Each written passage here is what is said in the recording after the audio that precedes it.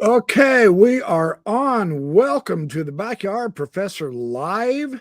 I am here with Rebecca Biblioteca. We are going to have a very interesting look at Mormonism like you have never seen it before. So let's get this show on the road.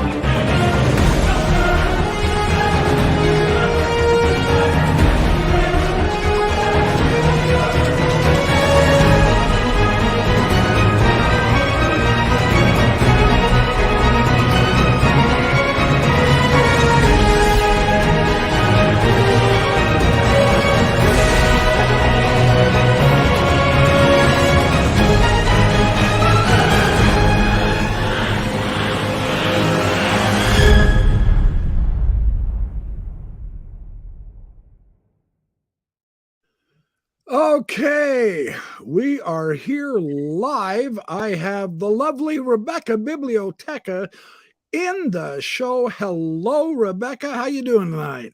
Hello. I haven't seen your promo for a while. That is very dramatic. Oh, I like yeah. it. It's almost apocalyptic. Well, considering we're in the last days, that fits pretty good. It's Uh, I appropriate. I do have to show the audience in honor of my one of my very best friends in life now, Radio Free Mormon. I have the Backyard Professor does a strip tease. Yeah, baby. Marvel Comics. Look at that. Right. Wow. You wear it well. You wear it well. Oh, thank you. Well, when I showed him, he he went just like this. He said, "Oh, nice T-shirt. Can you name them all?" I'm going, "Holy cow, Art, Yeah. give me a He's a break." little bit of a show off, isn't he? Oh, he is good, isn't he? Yeah. Let's say hi to the crowd real quick. Patty Cake, welcome, Mosia. Liz, hello. Peter Higgs, Tim Rathbone. Gail Capson, you wonderful woman, hello. Newton Lemnos, Joseph Hawking. It looks like the group is here. Let's get this show on the road. You guys are looking good. Hello, Outer Darkness fellows. Hey, you know what? That's good enough. I'm going to show that. Hold on. You guys got to. Okay, there you go. Hello, Outer Darkness fellows. Newton Lemon. I do believe he's from out of state. And I mean the United States. Okay. Hey, I don't have any big news flashes other than the church is in deep caca. We'll get into that here in a little while. What I want to do tonight is I've been talking with Rebecca, and we had a wonderful time down in Salt Lake a couple weeks ago watching the film The Return of Elder Pingree. And we sat down and got to gab and chat, and we didn't know the camera was on, so we really had a ball, didn't we, Reb? Yeah, that was a problem. I feel like when I thought the camera was off, it was on. And when I felt like it was on, it was off. So it was I a know. little confusing. I hope I didn't offend anyone or say anything I wasn't supposed to when I thought the camera was off. So I have to ask you, is the camera on right now? Just so Hold I on. can understand what's happening. Uh, oh, it looks like it is. Yeah, I think people. Okay. Okay. All right. I've been warned. Here we go. Dan Vogel just showed up. Welcome, Anthony Campbell. Welcome. Oh, and Radio Free Mormon. Look at this, dude. I've got the shirt on again. Marvel Comics. That's for you, brother. Yeah, baby. Did he hear the part? Did he hear the part where I said that he was a show off? Because if he wasn't here before, I want to restate it that he's a show off a little bit, right? A little bit. RFM is the show off, a par excellence. And that's good because the rest of us try to take after him. So Exactly. he absolutely knocked it out of the park at the St. George Thrive. Hey, I think he's already posted his talk. I was going to send him some clips that I had, but I never got to it. But No, I anyway, heard it was amazing. I heard everybody did such an amazing job. I wish I could have gone next year, maybe. yeah. You'll have to come next year to it. So, yeah, we are. Hi, Alyssa Gallienne. Hola, mis amigos. Hey, I can read Spanish tonight, man. That's impressive. I must have my seer stone out. Oh, it is. See, got my seer stone. That's my seer phone. So, Did you okay. serve a Spanish-speaking mission? Maybe that's why you can speak No, I Spanish. did not. No, I went did to not. Missionary St. Louis. So, yep. So, the announcement I was able to get up on Thursday with that little blurb. So people knew that you were going to be on so that they would show up. That was a lovely little. Are we talking about the thumbnail that you put out? Okay, Yeah. I have a little bit of I just wonder, why did you choose that exact picture? I don't know if any of your viewers saw that exactly, but friends that I showed that to said you look like a crazy person. Me, I look like it. So I think maybe the issue is that guys should never make thumbnails. Maybe that's what it is. I don't know. I appreciate the attempt. Crazy. I'm calling this hilarious Mormonism. I thought you were just whoa. Maybe it is a guy thing. I don't know. You're right. I don't know. Next time I will ask you to make the thumbnail. It's always nice we're going to have other times. So. Yeah, because the one you created, somebody else already grabbed it and made another one. So now I think it's out there. There's nothing we can do. Oh, and I got that off our video clip, so it's genuinely a unique one of you, and that's going around the internet. Absolutely. Yep. No, girls like to be in control of their pictures. They like to use filters. They like to make sure everything's perfect. You know, that's just how it is. And so, if we do you like that one better or the far one? Whatever works for your audience. Whatever's good. Well, if they could blank out my side, it would be probably better, but I am the host, so they're going to have to live with it a bit. That's right.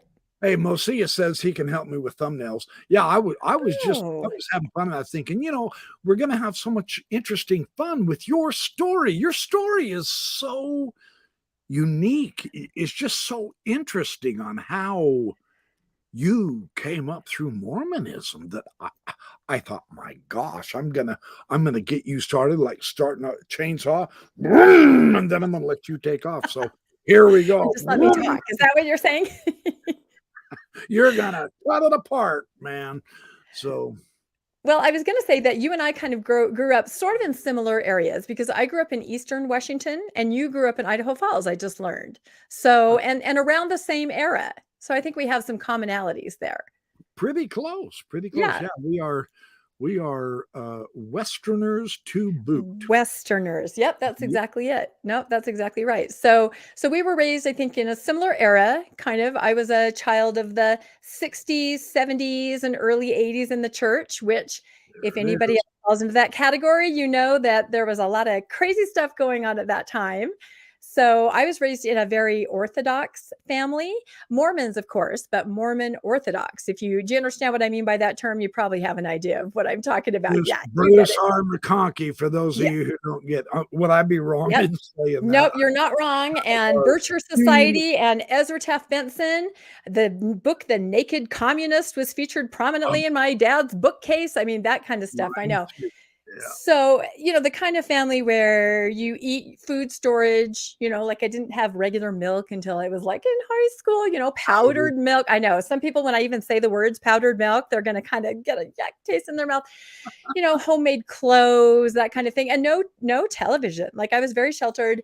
Everything that I knew or learned was from church. I could check out media from the ward library, which is why I have a vast and useless knowledge of every single Mormon video ever made.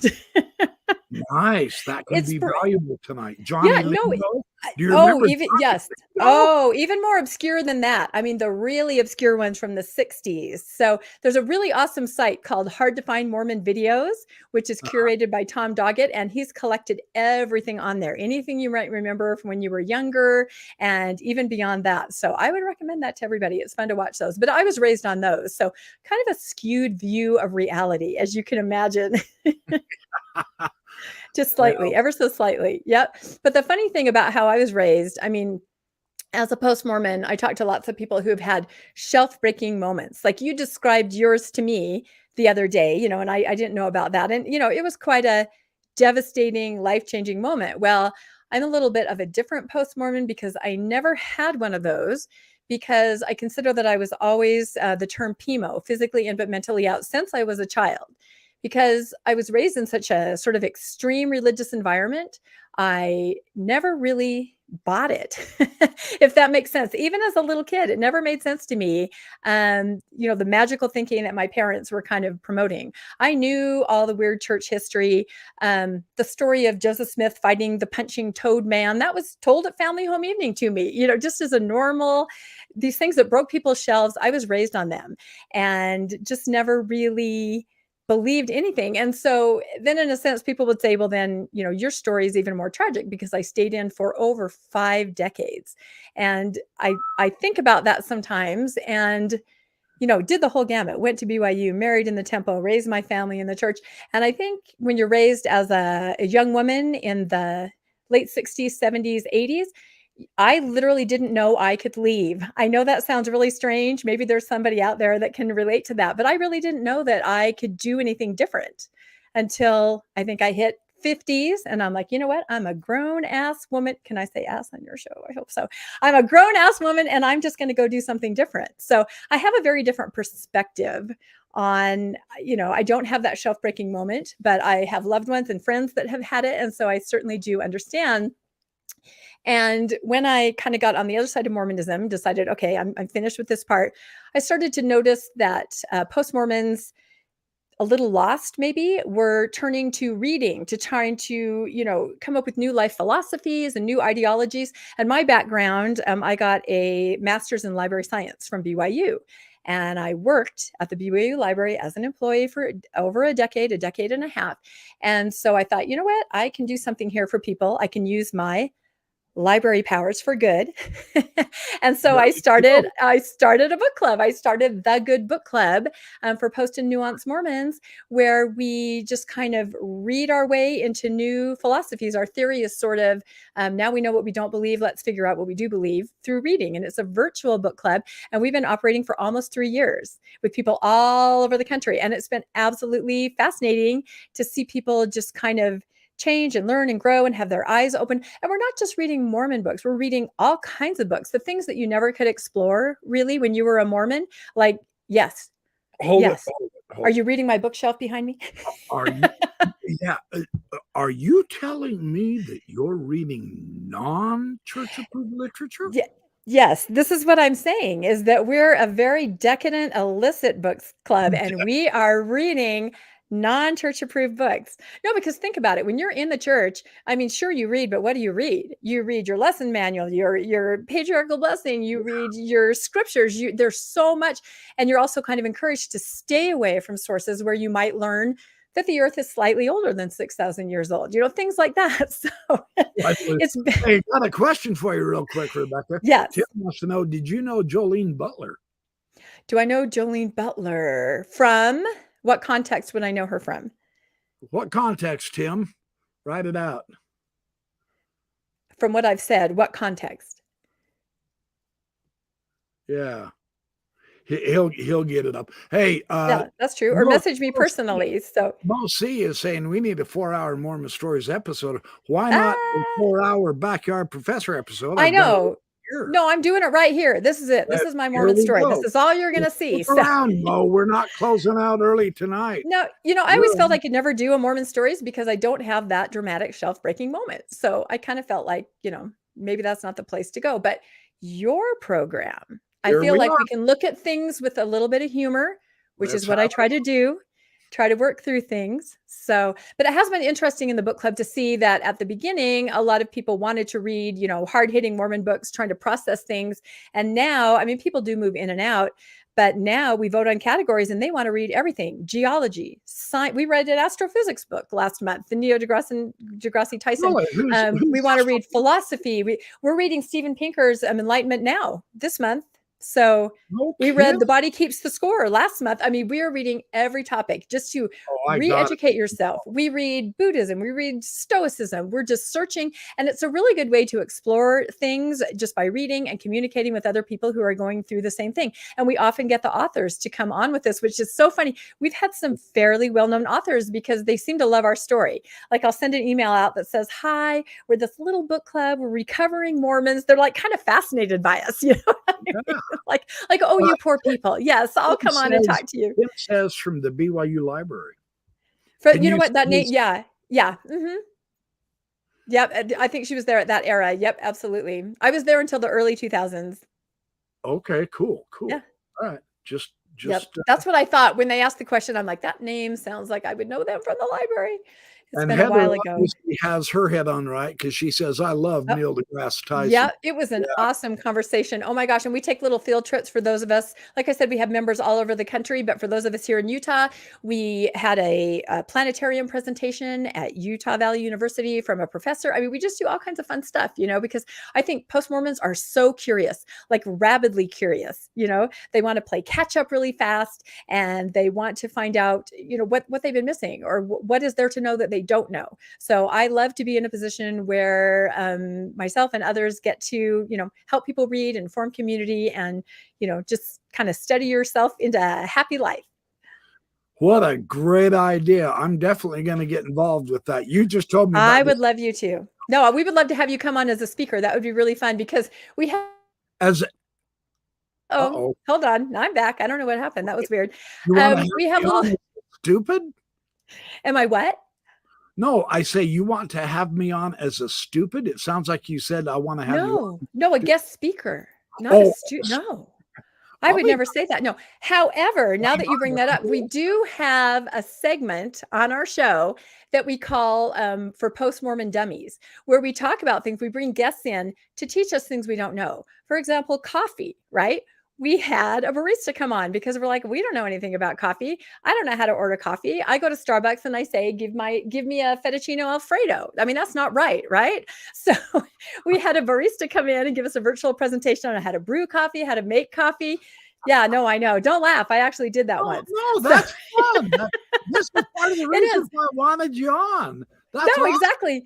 And last month we had one about tattoos because it seems like post-Mormons, like they want to kind of make statements. They want to maybe reclaim their body. I don't know how to get a tattoo. That sounds terrifying. So we had a post-Mormon, tattoo artist come on and she answered all our questions. That was one of the first questions. How much does it freaking hurt? You know, and where does it hurt the most? I want to avoid that place. Exactly. Yep. There's the way I do my tattoo right there. And it's a heart. That's so nice. Right. Yeah, no. And we are next month we're having a bartender come on. It sounds like we're really trying to lead everyone down a terrible path. We're not. What we're trying to do is help people adult because a lot of times you're an adult in the church, but you're not really an adult, right? You can't do all the normal things that an adult would do. So it's just kind of a fun segment that we have that we have a lot of fun with. How cool is that? That's spectacular. So you were telling me some of your experiences with your family because you saw Mormonism as weird, not necessarily true, and yet you never had a shelf-breaking moment. What were some of those situations where you just kind of went with the flow? You were telling me a couple of them, I can't remember, here a few nights ago, and I was cackling with laughter. It was so funny how you viewed things as opposed to me. I had to take General Conference seriously, and I had to listen to N. Eldon Tanner. I mean, that's as much fun as paint dry on the wall. No, I'm old enough to remember that. Maybe others won't, but yeah, I remember that. Wow. Yeah, no, it is funny. Experiences. It is funny to be kind of more on the outside. And I always kind of thought I'm not really a magical thinker. And that was maybe the problem, that I just wasn't a magical thinker. I was extremely pragmatic. My dad tells a story. It's a funny story to him. And I've told this before on other podcasts, but when I was maybe 4 years old, paying tithing. Tithing was a huge thing in my family. My parents were kind of caught in that windows of heaven era, if you know what I mean by that huge push for tithing and the mystique around the windows of heaven, which is completely fabricated. And so they were just huge proponents of tithing. So even as a little 3-4-year-old, I put money in an envelope. I took it and handed it to the bishop. And my dad said one time, after we did that, we walked away. I said to him, well, how do you know he just doesn't steal it? I feel like he's probably just going to use it for himself, So to my dad, that's a hilarious story. To me, I'm like, way to go, little critical thinker. I mean, I'm thinking about this kind of stuff here. I'm thinking that things may not exactly be what I'm being told they are. So I always kind of felt like I was on the outside looking at what people were doing. I never understood during testimony meeting or things like that, looking at people at the pulpit, breaking down and crying. I never understood what they were talking about because I never felt anything like that. But again, you just go with the flow, you're in your family and you're just doing that. And I have to say, I grew up in, the era of the late 70s. I think we talked about stake dances where there was actually disco dancing going on. You and I have that in common. Yeah, with the round ball. And you learn you can't make this stuff up. So of course I hit maybe my first 6 months was disco and then it turned instantly to like punk. So I had to learn I had to learn to do the worm. Well, I tried to imitate John Travolta, John Travolta. And I couldn't.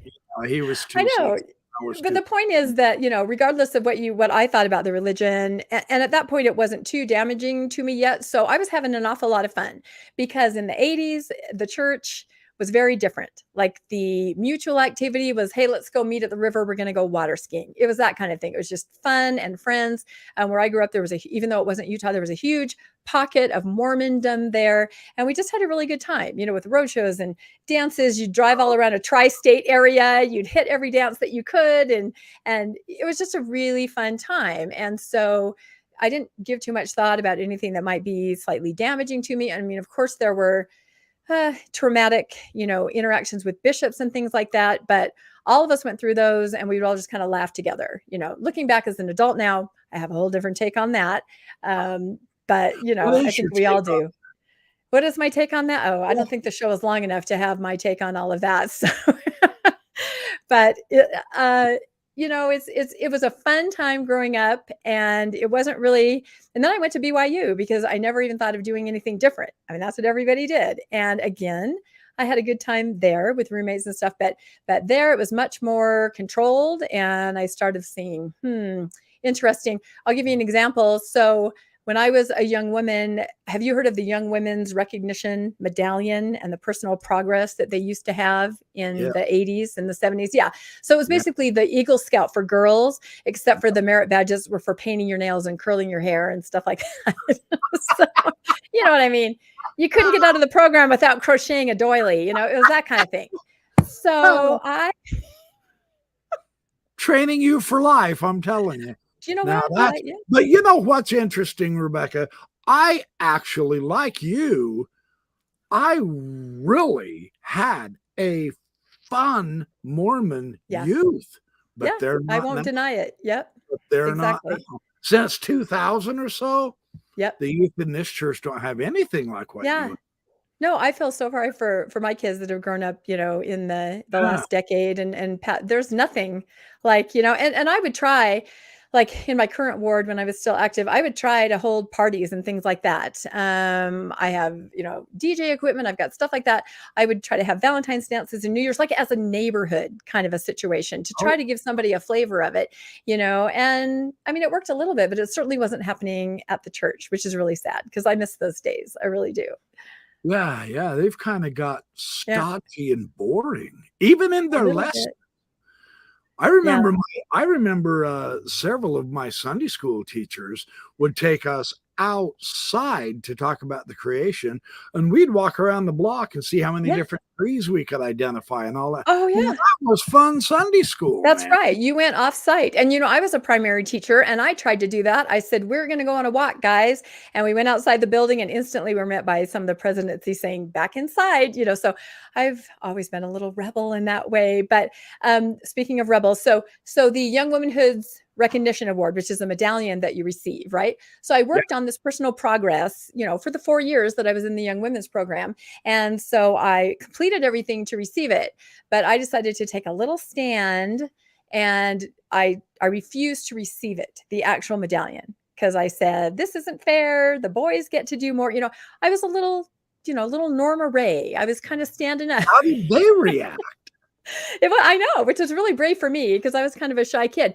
So I felt good about that until I got to BYU my freshman year. And my first Sunday, I had 5 roommates because I was living in Heritage Halls with, a kitchen area and the 5 roommates. And we got up and got ready for church. And every one of my roommates proudly put on their medallion. And I was like, crap, I'm never going to get married. What have I done? Because I didn't have a medallion, right? I didn't have like that USDA stamp of, she's good. She's gone through the program. I didn't have it. They ingrained in your head BYU was so that you could go get married? Yeah, I don't know why anyone would get that idea. I'm not sure. I didn't. I was very late getting married. I was like 26, so very late. Smart cookie. But yeah, so BYU is kind of an eye-opening experience because as it was a little more locked down, then I started to be able to understand what I really did like or didn't like. It was a little harder I had to do a lot of things to kind of wiggle around the system, if that makes sense. But even so, that was still a good and fun experience. And I have to say, mostly it's the people, just like in high school. It's the people that you're around, the people that are in your wards and your roommates. And that's what makes it really fun. And it makes it bearable, even if you have strange experiences while you're there. So, but yeah, so I went to BYU and I did end up getting married at BYU like you're supposed to do.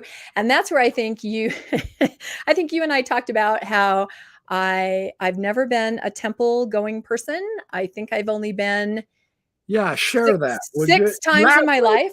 This was fascinating. Because every single time I've gone, something extremely strange has happened to me. I mean, funny, disturbing, however you want to look at it, but very strange. And I know I'll say up front, it's just me and my reaction to things. And I think I was, like I said, I was shy. I was kind of more of a nervous young adult. And I was always terrified to begin with to even go to the temple because back then, you remember, it was so secret, like you couldn't know anything about it. You couldn't know a single thing. Do you remember that? Yes. Yep, it was absolutely locked down. The crazy thing for me is I had an experience where, maybe my 6th or 7th time, we had gone all the way through the endowment. I was in the Celesta room by myself, and one of the temple workers came in, and I asked him a question. And he goes, "Oh, no, we don't talk about that here." And I go, "We're in the Celesta room in the temple. What do you mean we don't talk about it? Where would you? It's like Fight Club. We don't talk about temple." That's funny. Then he said, "Well, we've got a crowd coming through, so you need to go on out." I'm in the temple, dude. I'm in the Celesta room. I have a question and we don't talk. Where can we talk about it? Oh, well, we don't talk about it. No. And they rush you out just like a drive-through, right? Move on, pull over there into that stall. You're out of here. Yeah, I've never understood that at all. Not one bit. So when I was getting ready to go, I was extremely nervous. I was kind of an extroverted introvert, and I was just very nervous because I did not know anything about it. I was actually pretty petrified about it.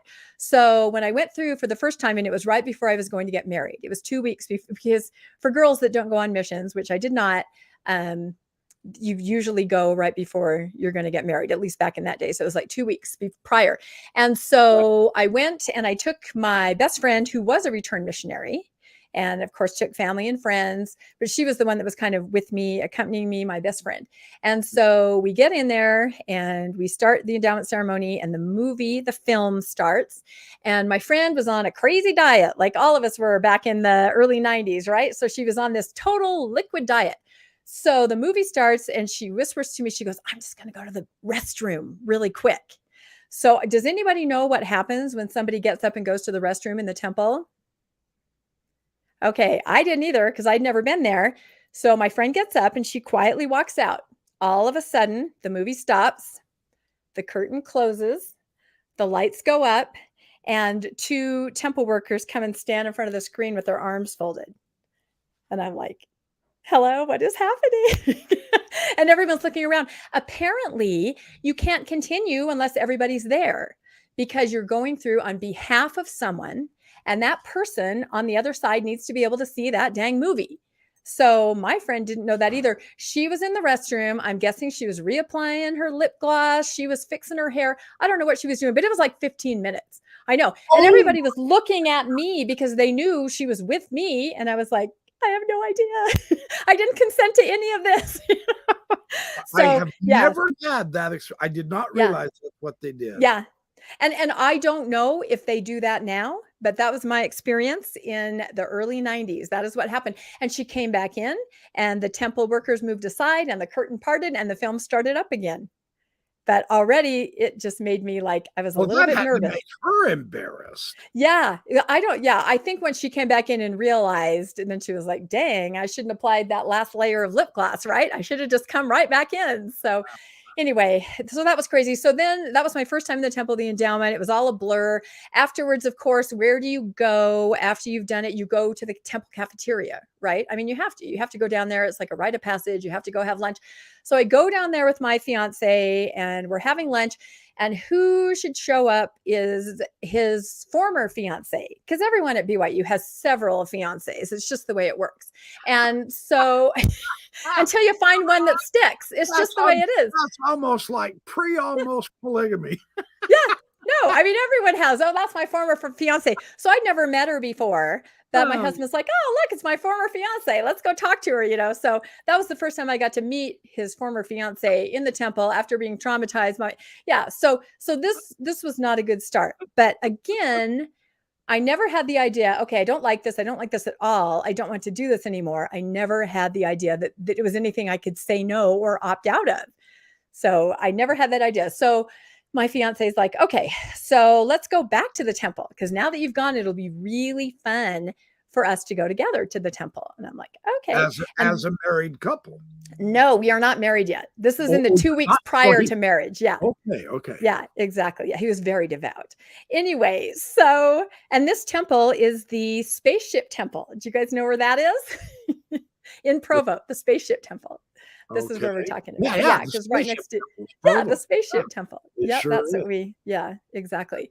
And no, my mom, who's a conspiracy theorist, she is convinced that it actually has the power of flight. And in the last days, it's, I think, like whirl up into the, I don't know.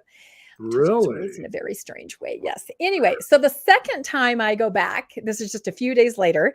And because the idea is, oh, you got to go, you got to get used to it, because everybody could tell I was super traumatized by the first time that I went through. So they're like, no, you just got to keep going. That's what you need to do. You need to numb yourself to it. Right. And again, I will say to everyone out there who loves the temple, this is just me and my personality and my reaction to what was happening there. That's all. It's just my experience. So the second time I go through, and, it's nerve-wracking. I'm nervous. I'm worried. I'm scared. It's a very claustrophobic. Why are you nervous? Because you're going with your fiance and you've been through. Yeah, but are you really going with your fiance? You're sitting across the room and you never really see them, do you? I mean, you're not. You're pretty much alone. And it's just such a cloistered environment. I just did not. And everything was so white. I just couldn't. And there was no noise.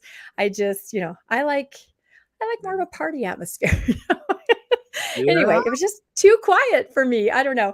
So, and also I think I had performance anxiety. There's so many things that you had to do correctly. I think I was very nervous about that. Do you know what I mean? Motions and words. And I was very nervous about that. So I got up to the final part where they're going to ask you to recite something. And so they had told me when I went through the first time, if you have trouble or you can't remember the words, you can say to any of the matrons or anyone that's there, I'm new and I need help, right? They had told me that. So I'm really nervous. I can't remember what I'm supposed to say. And so I whisper to the person at the veil, I say, I'm new, I need help. Okay, so I don't think that the person could hear. They might have been 125. I'm not sure. But whatever they thought I said, they said, stop everyone. They motioned to, I don't know what it was. Would there be security? Maybe like an air marshal? Anyway, a person that's in there if someone causes a disturbance. So 2 people walked over to me and the temple worker said, this woman has said that she's in here without a name. She doesn't have a new name. And somehow she got in here. How did you get in here? And I said, I don't know what's happening. Now, my fiance had already gone through the veil. He was enjoying the celestial room. He was sitting there calm and quiet, waiting for his lovely fiance to come through the other side. And I am having a complete meltdown because I don't understand what they're asking. They didn't understand what I said. I said, I and just knew I don't know the words to say. I have a name and I'm trying to dig it out of my robe. I can't find it. It's something like Arabella Harabella from 1543. I don't know. I am literally No. pardon to anyone really named Arabella Harabella. I'm sorry. But yeah, so they stopped me there. It was very traumatic. And again, this is just my experience. Someone else might have laughed that off and thought it was just great. But by the time they finally figured it out, they helped me say the right words and I went through. I literally stumbled through that veil. My fiance is like, come sit on this couch. I'm like, get me the hell out of here. We just ran out the door. It was super traumatic. So, okay, the wedding's still a week and a half away. My fiance is like, oh, come on. Those are just anomalies. There's no way that, anything like that would happen again. Let's try it again, right? Yeah, I should have known better. So we go again so that I can get used to it because these are just, anomaly of experiences. So we're in the temple and it's before we go into the session. And my fiance says, oh, so you've never really seen what a sealing room looks like? Because in the 90s, unless you went to an open house, which they weren't as frequent because there weren't like 500 temples, you didn't really know. So he's like, let's just kind of walk down this hall and I'll show you what a sealing room looks like because we're going to be sealed in just a week. So I said, okay, that sounds fun. So I'm kind of tiptoeing down the hall and we kind of open a door and we peek in and I can see, the eternity mirrors and everything. And I'm kind of looking. All of a sudden, this temple matron throws herself in front of the door and she blocks it with her arms out wide like this. And she goes, what are you doing? And my husband, my fiance says, I'm showing my fiance the sealing room because we're going to get married soon. She goes, I know who you are. She goes, you guys are polygamous and you are trying to get into this sealing room so that you can perform a ceremony in the temple. And again, I'm going, my main face in the temple is this. What is happening?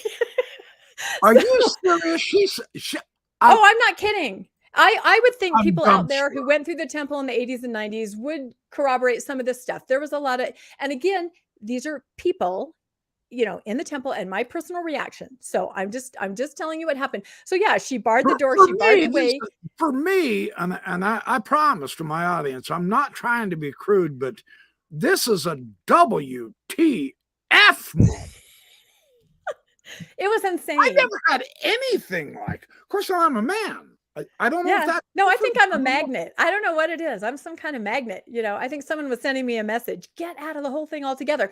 But yeah, she was insistent that we were polygamous and we were trying to perform a marriage ceremony, a sealing ceremony. And so my fiance is like, no. I'm literally just showing, we'll move along. And so we were able to usher down and I said, I've got to leave. We've got to leave. So we didn't even end up going through the session at that time because I was so traumatized. I actually later found out because I've become friends with some people who are former AUB members, that's Apostolic United Brethren, that they actually would join war. They believed in the temple ceremony. And so they actually would go and perform temple. So that was a real thing that woman was concerned about. But at the time I had never heard of that. And it was This is the first time I've ever heard of it. Man, Utah Mormons, you are weird people. Yeah, I know. And I was a transplant. I don't know. So, okay. So this takes us up to the next time I go to the temple, and that's for my actual temple marriage, right? So everything runs smooth now. Exciting day of my life. That's right. Right. Okay. Yeah, except for I'm super traumatized. Even just driving by a temple and looking at it, my heart starts beating faster and I'm like, huh. But I remember telling myself, I got to go in because I got to do this. I've got to do it. And so I was married in LA temple, which is different. You actually have to go through the celestial room or you have to put on temple clothes to go in because it's kind of set up in a weird way. So we go in, we're going to get sealed. And my sister-in-laws say, oh, this sealer is amazing because this is where my husband was from. So I didn't know anybody there. We were getting married in his area because he had more family than I did. So my sister-in-law said, oh, the sealer is incredible. He is so good. We're all going to write down, while it's going on, the advice that he gives you guys and everything that he says to you. And I'm like, oh, that sounds amazing. I know, it's so trusting. Like this face I'm making, I'm realizing looks like kind of like a deer in the headlights. That is actually how I felt like the whole time. So, oh, but you're a little wonderful Mormon, soon to be wife. No. it was just cognitive dissonance, I think, in my head. But of course, that word didn't exist back then. So we go in and we're kneeling, we're across the altar. He starts giving the advice. So the first thing that goes wrong is that my name is Rebecca. I have never gone by anything like Becky or Becca or anything like that. I'm Rebecca. So my husband's name is Tom, and he has never gone by anything formal like Thomas or anything like that. So the sealer takes it upon himself to call us Thomas and Becky, names that we don't even recognize or know. So I actually question if I was really married, because I was married as Becky, Becky and Thomas, not names that I even recognize. So he is calling us by these weird names the whole time, not what we're used to. And then he starts giving the advice, and my sister-in-laws are poised there with their journal. They're ready to write down the advice for us. And so he goes, Rebecca, or Becky, sorry, Becky. He goes, when your husband comes home at the end of the day, a long day, and he walks in the door, I want you, as he comes in, to take a minute and jangle his keys. And I was like, you want to do what? He goes, I want you to touch his keys, his car keys, when he comes home, because that way you'll be reminded every day that he has the priesthood keys, and that through him and his keys, you too, can enjoy that. So yeah, go ahead and jangle those keys every time he comes home. Said that to you before you had been married and sealed. This is the advice over the altar. They give advice. They give a little speech. Yeah. So they're telling you, None of that shit happened to me. I know. I'm telling you, again, disclaimer. This is what happened to me personally, and it's my reaction to it. Somebody else might have had these experiences and gone, this is hilarious. My reaction isn't very helpful either. I am. No. Okay. Wow. So my sister-in-laws are like writing this down. Yeah. No, they're writing it down. They're like, okay, jangle the keys. Make sure you jangle his keys whenever he comes home, whatever that means. And remember about the priesthood and everything. And so then it's his turn to give my husband some advice. And I'm like, oh, what's this going to be? And he says this. He says, Thomas, some days Becky will be on her period. Can I say that word on your show? That's what he said to me in the temple. And at that point, my sister-in-laws kind of put their pens away. He goes, she might be cranky. She might not be as friendly as she normally is. I know. No, you can't make this up. And he goes, so just be patient. Be patient with her at that time. And I know it's absolutely flabbergasting to me. And this guy had been really promoted as this amazing sealer that the family knew. So that was the advice. Be kind to someone during that time of the month and make sure you dangle the keys. That's what I learned. That's what my marital advice was. So there it is. We're married. So by that point, I will not go back to the temple. My husband is like, oh, come on, we're newly married. Yeah, no. And this time I kind of put my foot down. I go, I won't go. I'm not going to go through it again. And I said, you know what? I will, if a function comes up, I'll attend it, but I'm not going to go through ever again for myself. I just can't take it.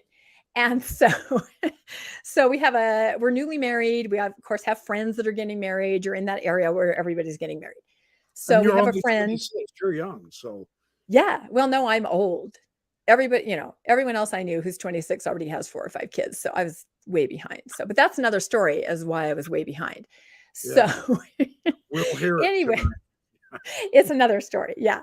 So I decide, okay, a friend is getting married. By this time we're back in Utah, living in an apartment, and we're going to attend this friend's marriage. This will be really fun. It's in the Salt Lake Temple. So I was on board. I was fine. I was supportive.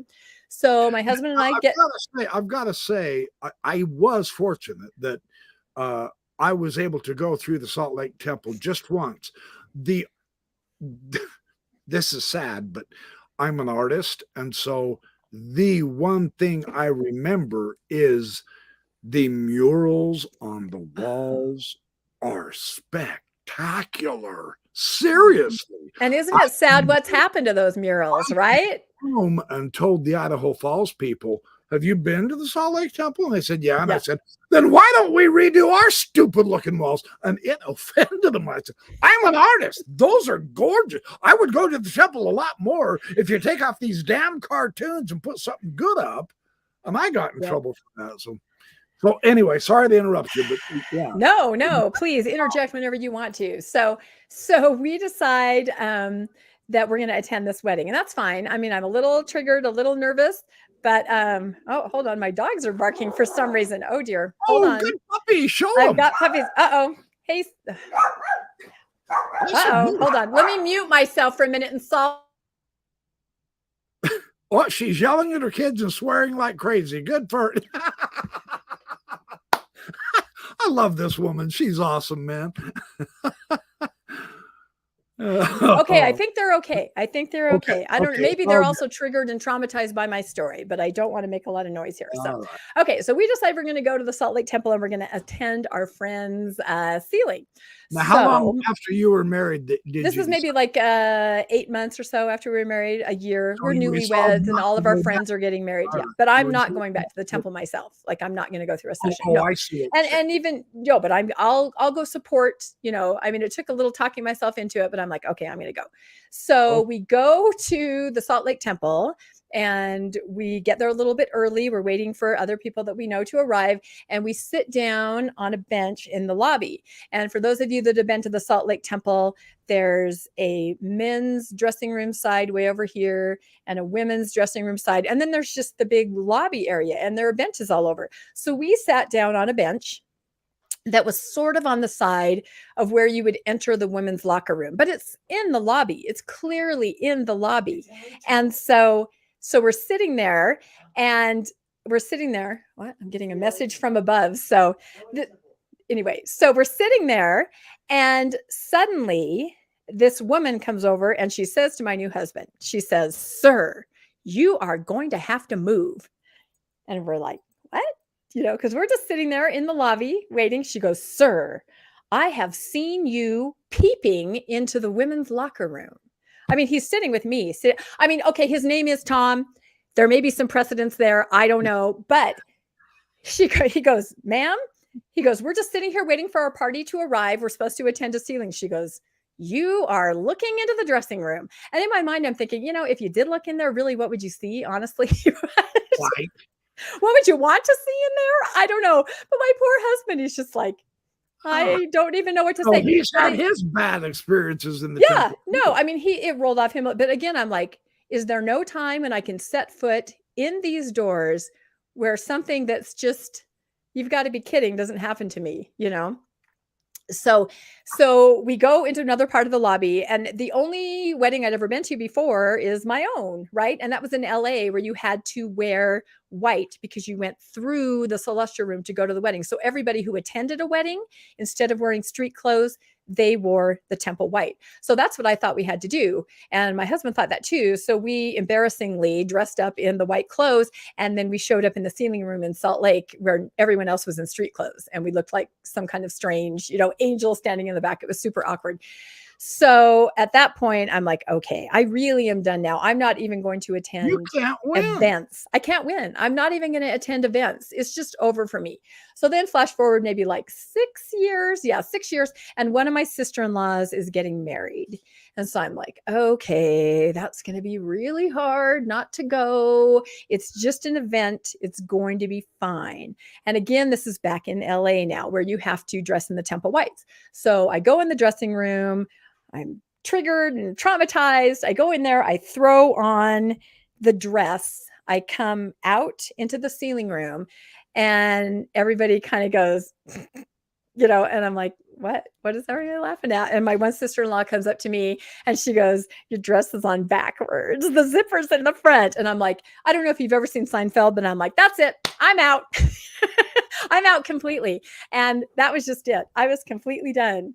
So those are my temple stories. I am blown away. I don't even, wow.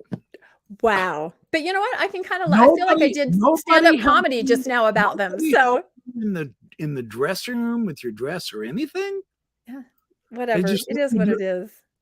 I had help in the dressing room when they said, okay, now you want to put your shirt like this. Okay, now make sure all this is right. And, and you want to be sure and do this with that. And here's how to hold your hat so that it's nice, so that you can put it on easy. Here's how you put it on. You want to practice.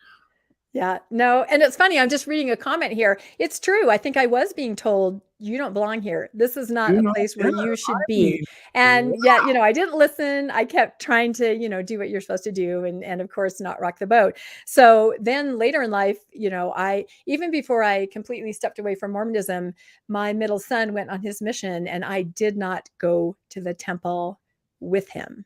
Did you And explain why? I did. I did explain. I I was said, I've had a lot of temple trauma and it's just not a place where I feel comfortable. I will let you have your day. And, I don't want to bring any of that in. But that was very difficult. And it was a time then when everyone in my family started going, oh, wow, when the mom's not in the temple and your son's going on a mission, that's not good. My husband went and extended family, everybody went. And I was just kind of home alone. I was just kind of feeling really conflicted.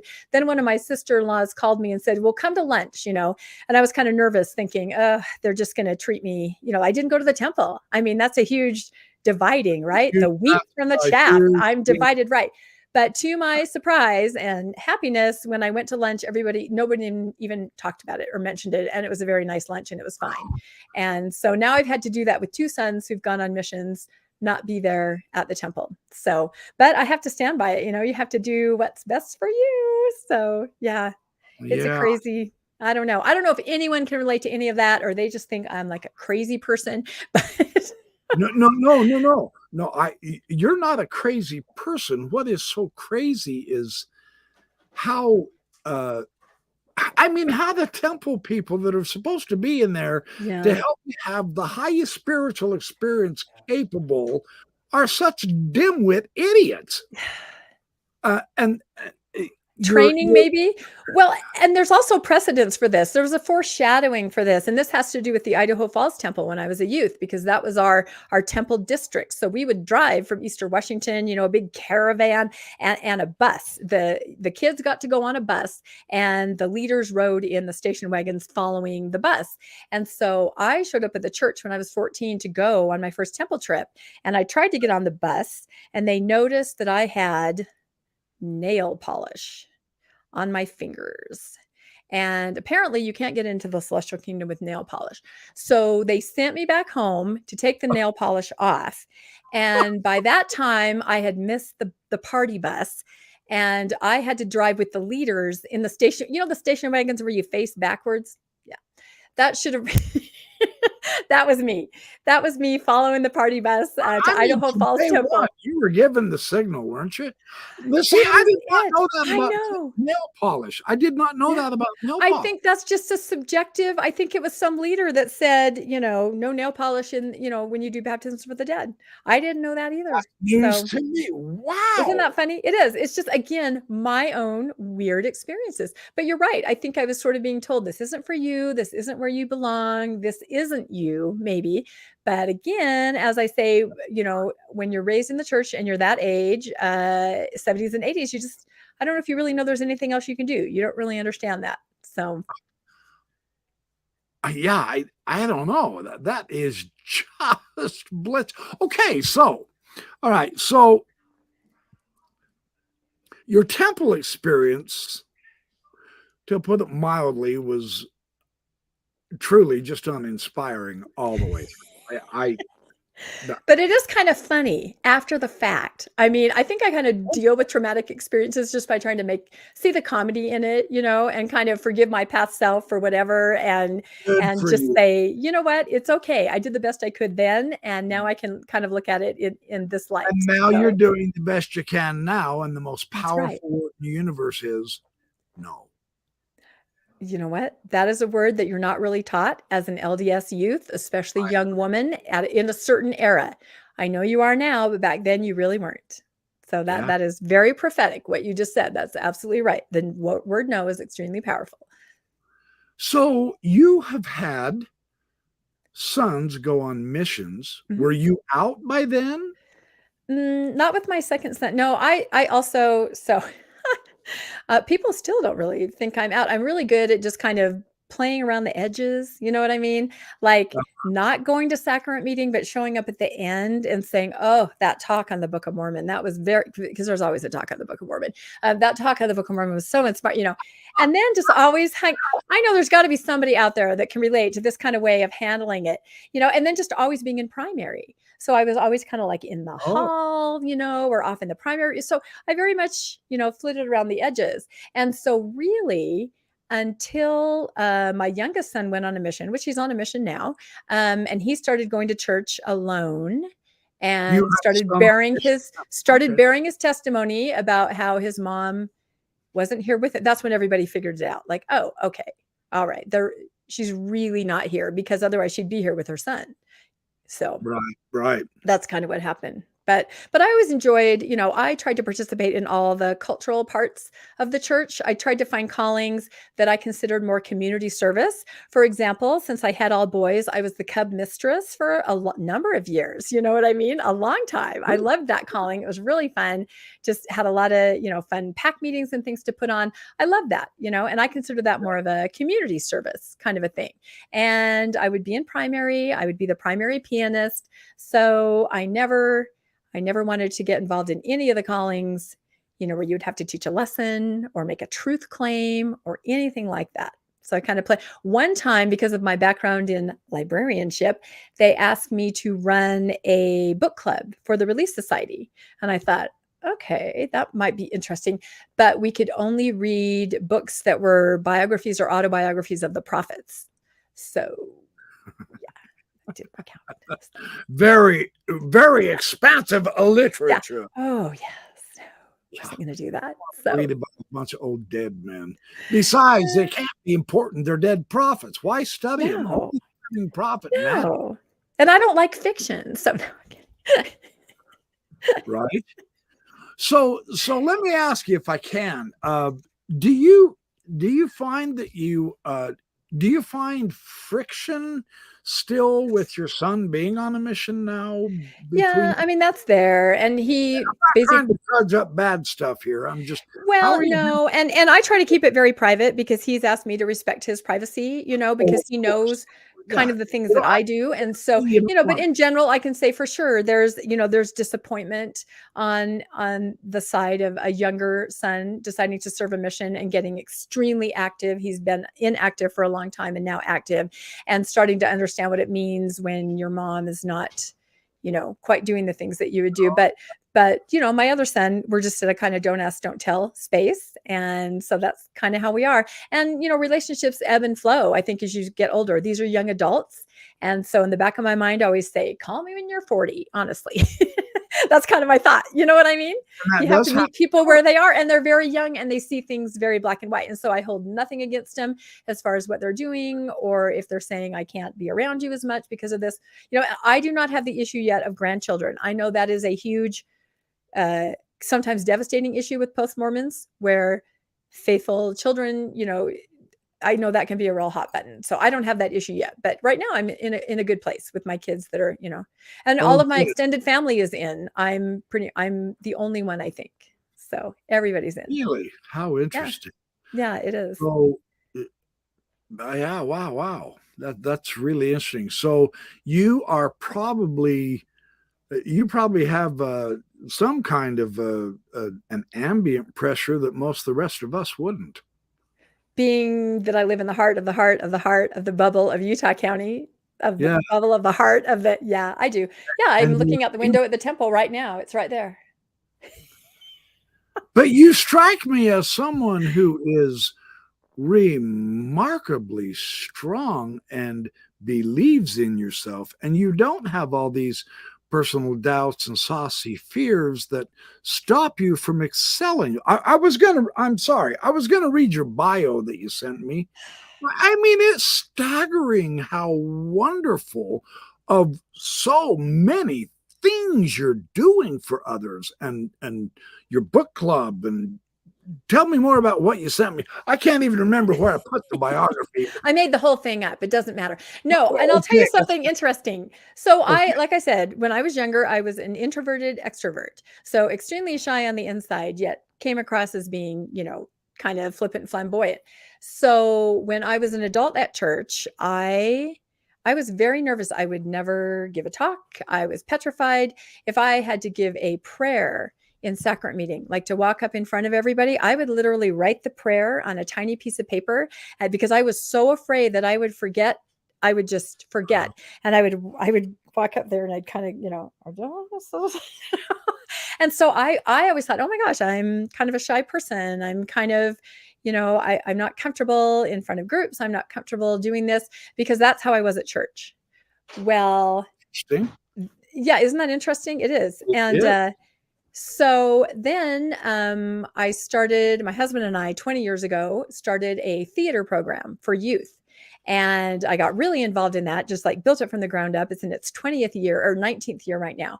And in that, I had no problem addressing a crowd of parents of over 200 people. I could get right up there.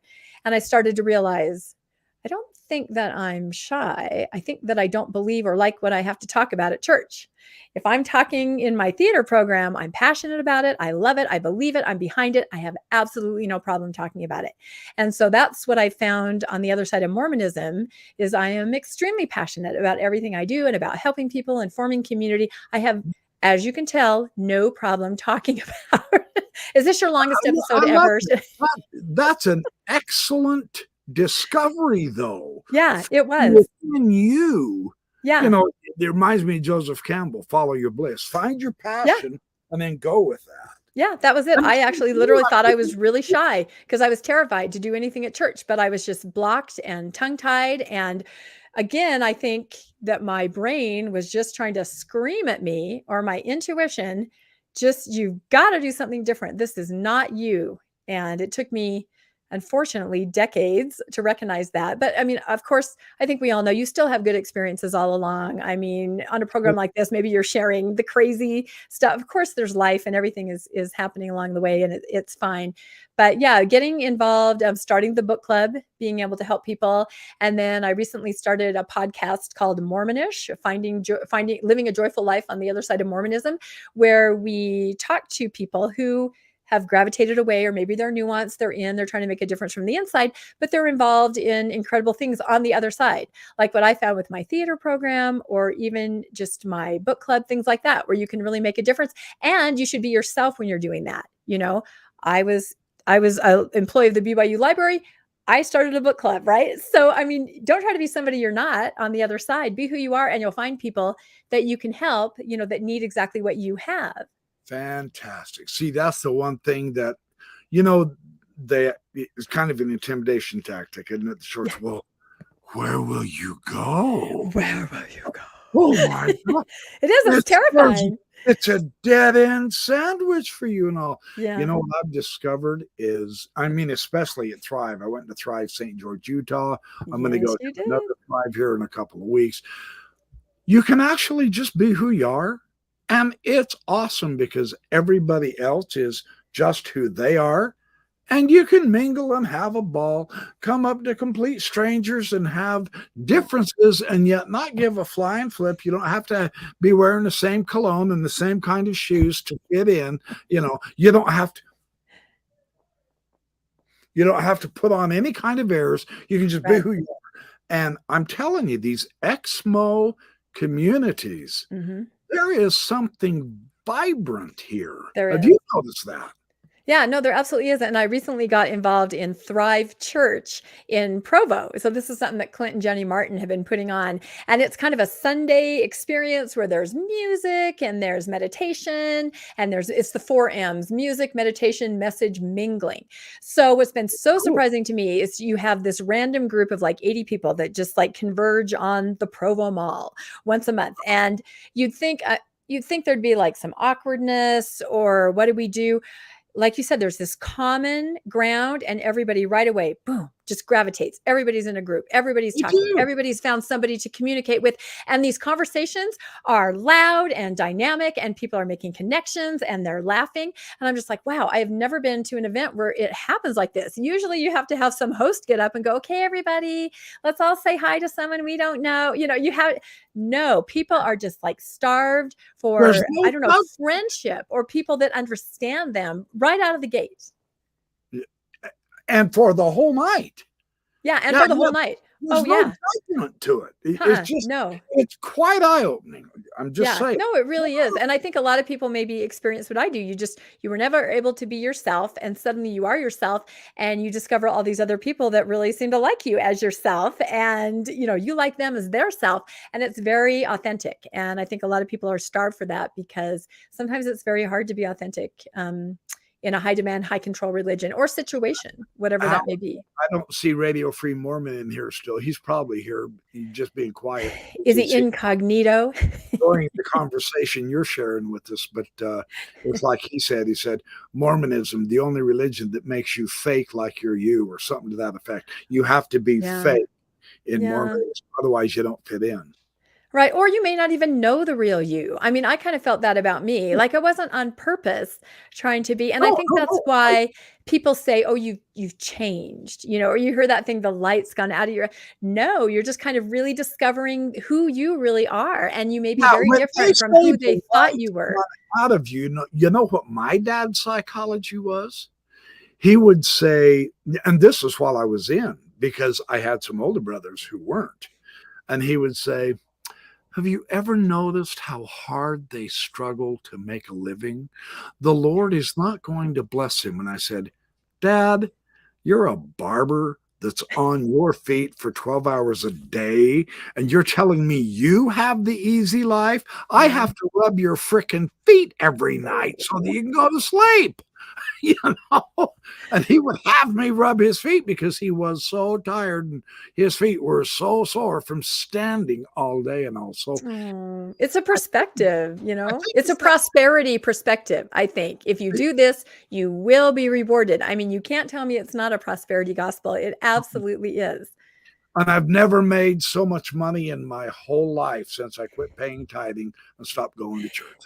That's it. And that's just honest to goodness. Yeah, I know. That's the way it is. No, I have to say, not having that pressure. I didn't ever realize how much pressure Sunday was. And the pressure starts on Saturday. Absolutely. That song is not wrong.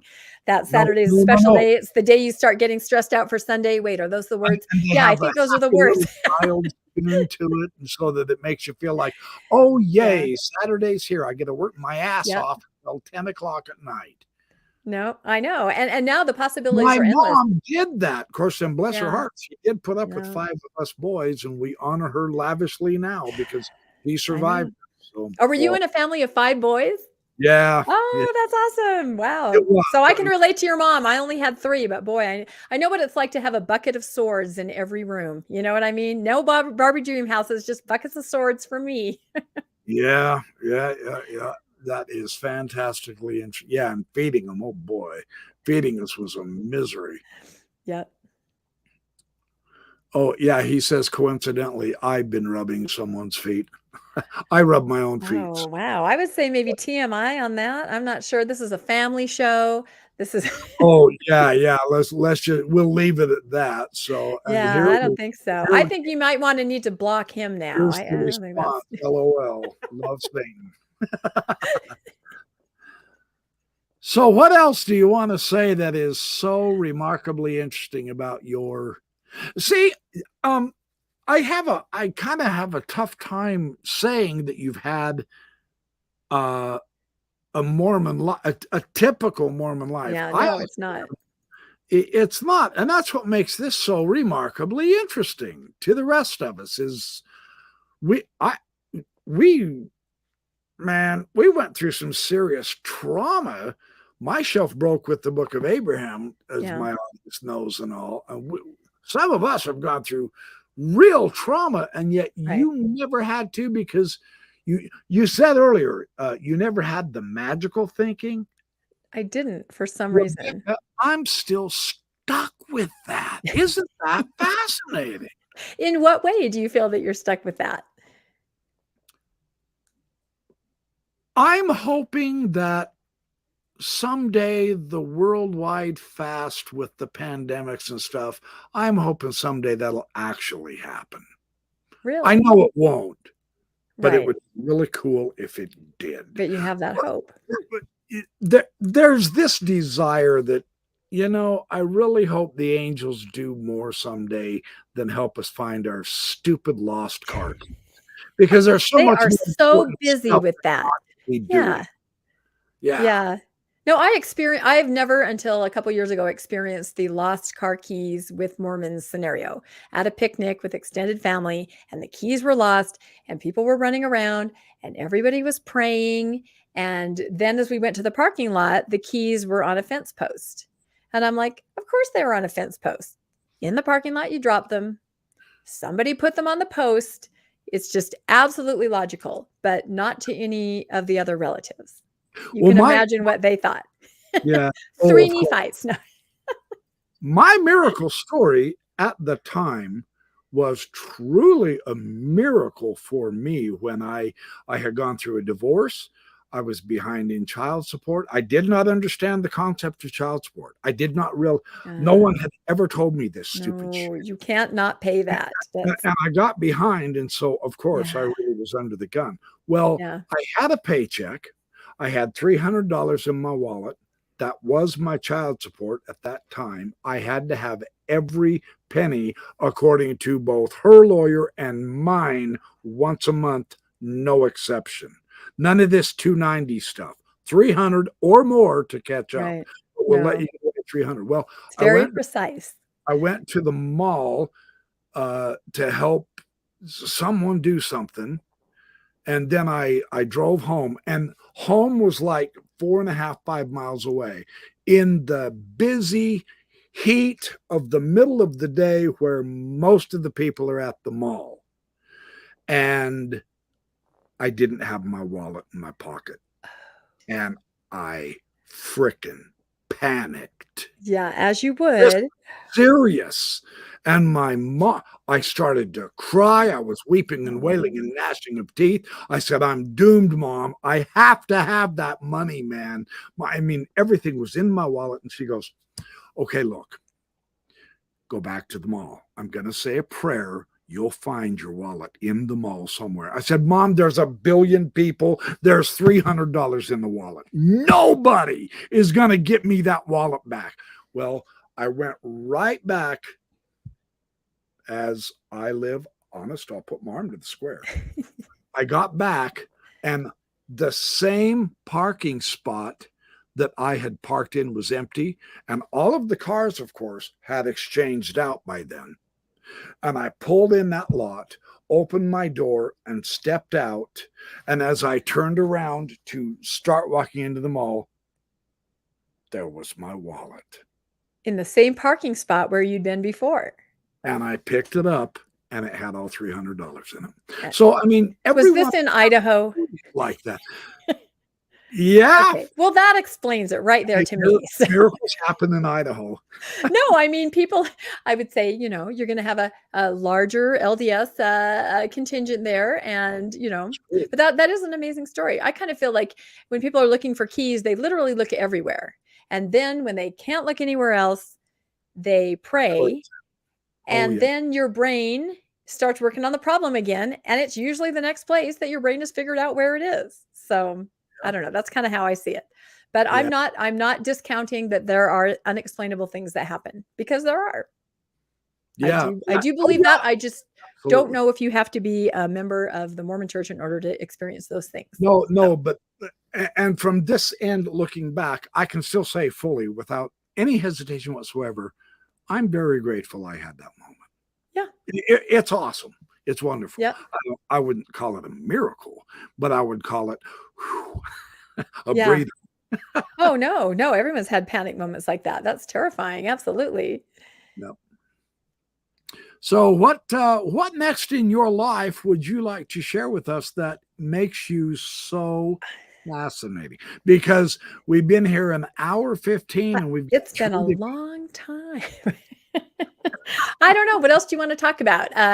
We were talking about some news of the day a little bit earlier. I don't know if you want to get into that, or sure, if we still want to go down memory lane, or if we want to, I don't know. I've had quite the day. Earlier today, I was on Mormon Stories on a podcast where we were dissecting the Widow's Mite report. about church finances. One of our book club members, I like to call the OG book club members from 3 years ago, is an accounting professor. And I kind of connected him to Radio Free Mormon, who this morning he was not rubbing feet. He was actually in true form on this podcast, talking very knowledgeably about finance. But so we were talking all about the Widow's Mite report, and we were talking about the SEC ruling and all of that. So, and you told me you had been making some shorts about that too.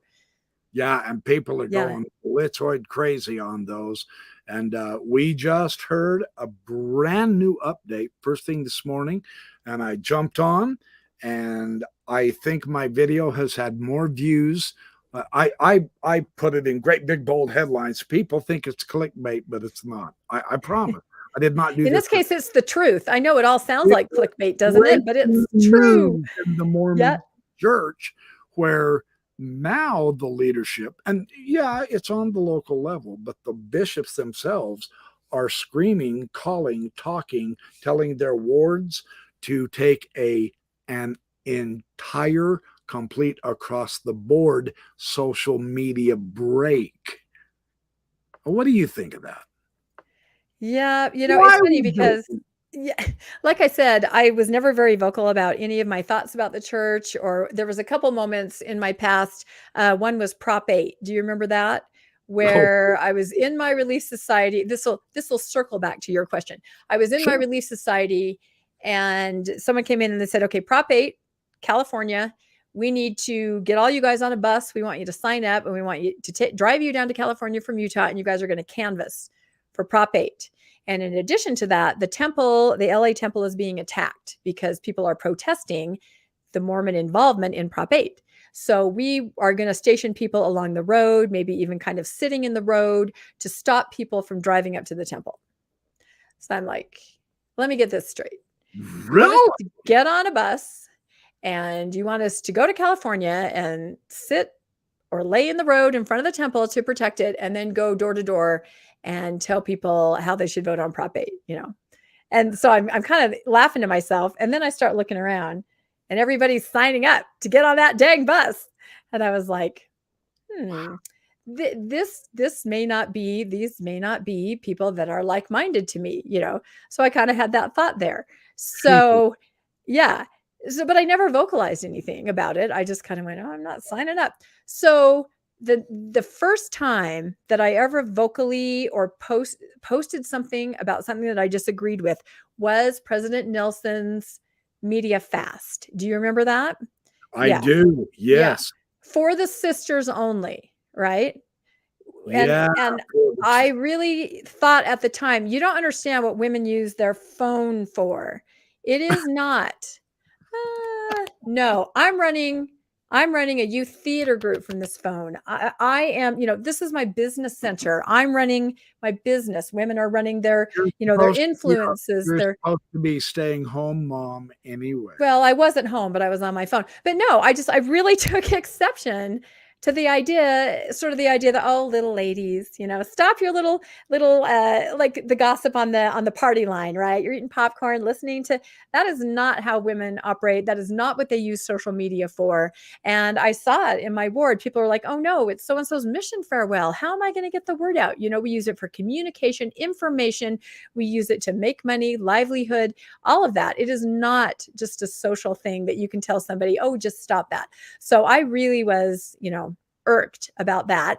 And I copied and pasted some article. I think it was in the Tribune, where they were sort of taking a harder line on it, saying, this is really interesting. And I remember I posted it on my regular Facebook page, and I had several people go, whoa, Rebecca, that was rough. Boy, are you harboring some kind of that's the first time anybody had looked at me like, wow, she's got some views, but it was the first thing I felt passionately about. So when I heard this, that some stakes are sending out these letters again to tell people, and it's not just women, it's anybody, don't watch the news, don't be informed, don't develop a point of view, don't read, don't study. Of course I thought of the BITE model right away, and I thought of our guest that's coming to Thrive, Northern County, Stephen Hassan, and Cult Mind Control. And I'm just like, are you kidding me that this is happening again? So yeah, I was actually really upset. If that's real, I don't know. I mean, anecdotally, we're hearing about it, that these letters are coming out. It seems like it's on a state to state kind of a basis, but how is that going to help anybody? My impression is not, and I said so in my video. I was very careful. I'm not trying to blow this up into mad wild church No. speculation. It really could be just this bishop of this Yeah, ward. it could But be my one person. impression is there's enough people in his ward who were asking, what the hell is Yeah. going on? You mean the church was fined and they're paying? Look, if I was still active, I'd have went and talked to my bishop and I'd asked him, what are we paying a fine for as a church? What is that all about? Of course, the bishop doesn't know. And so They don't understand. my impression is, in order to stop all the stuff, okay, but if that's coming from the bottom up, you know that from the bishop, the poor guy who realistically, he's not going to have a nuanced inside understanding of it. So he's going to go ask someone else. Who? The stake president. So there's a potential that it's coming from higher than the bishop. But even if it's not, his response to this crisis is that he doesn't have answers. Now, He he's doesn't have answers. the inspired father of the ward. He has the right for revelation for his ward. If there's any item here that's going to really bug the ward members, this has got to be it, wouldn't you think? Yeah, I would think so too. And I'm sure they'll never make any kind of announcement from the top, but they will certainly count on the lower ranks maybe to take care of the individual members that might be confused or a little upset, and they'll put them at ease, right? And they'll calm their fears and they'll take care of it from that level. But I don't know, because I keep thinking how conference is coming up and I can't even imagine. I mean, what are your predictions for that? I think maybe a huge charitable donation to kind of throw people off the scent, or what do you feel might happen? I just think it's going to, I think it actually might be a conference that I watch just because I'm so curious about what's going to happen. Will they address it? What will happen? I think you and I are kind of thinking a lot alike. For me personally, this is seriously the conference to watch. Yeah, I don't care I if you're feel that it Mormon is. or Mormon, but my reasoning for this is that can you imagine what the apostles in the 70s are feeling if this SEC document is accurate? And it has to be, because it is the SEC, and they did negotiate it with the Mormon church. Now Bill Reel and Radio Free Mormon did this. John DeLynn did this. They had my the expert gosh. Mark Pugsley on. I know Yep. now Nemo has also talked about this with another expert. This is not the SEC just making stuff up or just Yeah. wording things bad.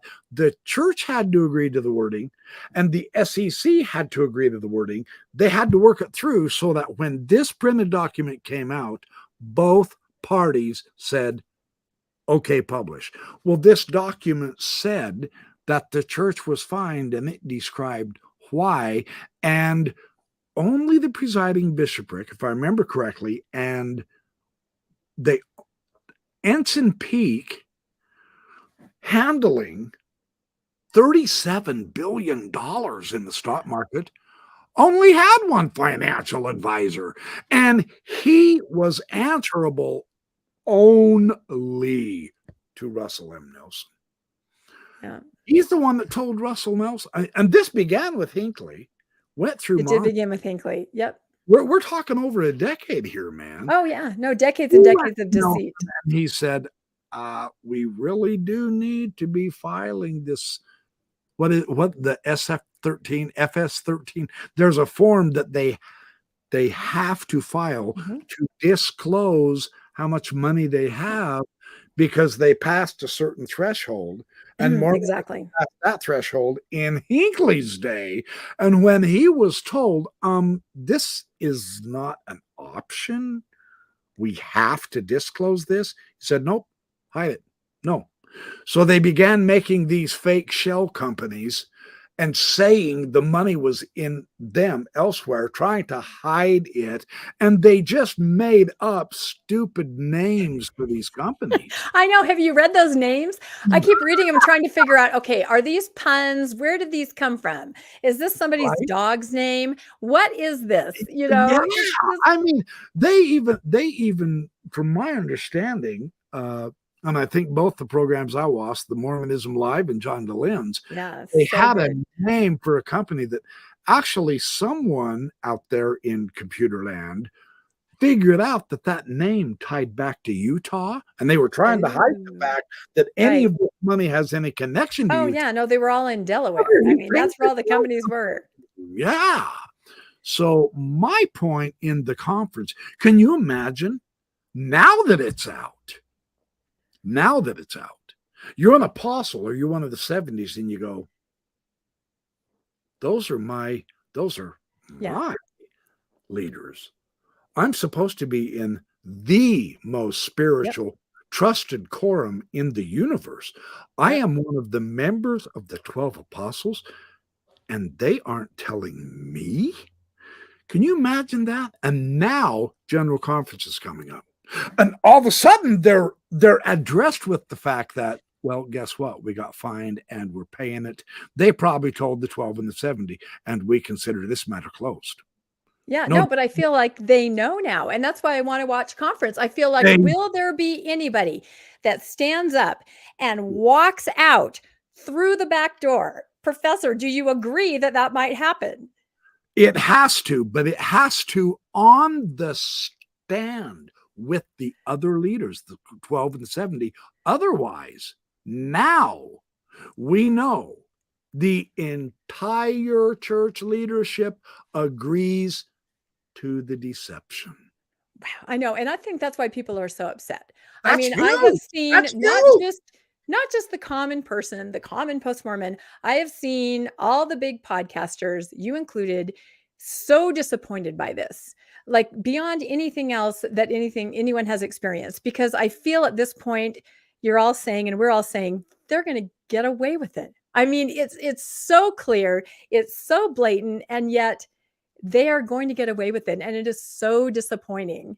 I think this is just next level. I saw Bill Reel as he tried to reach out to different apologists and just say, let's have a dialogue about this. Don't you see And this? And these are, I think, fair-minded apologists that usually there is some back and forth. And I think just having that door shut every single time, you realize this is it. This is the moment where it's just like, nope, party line, that's it. And everybody, I think, is revealed for who they are and what they think in this situation. unfortunately, I'm kind of, and thank you for bringing that angle up, because that's going to be my next short on the Oh, SEC.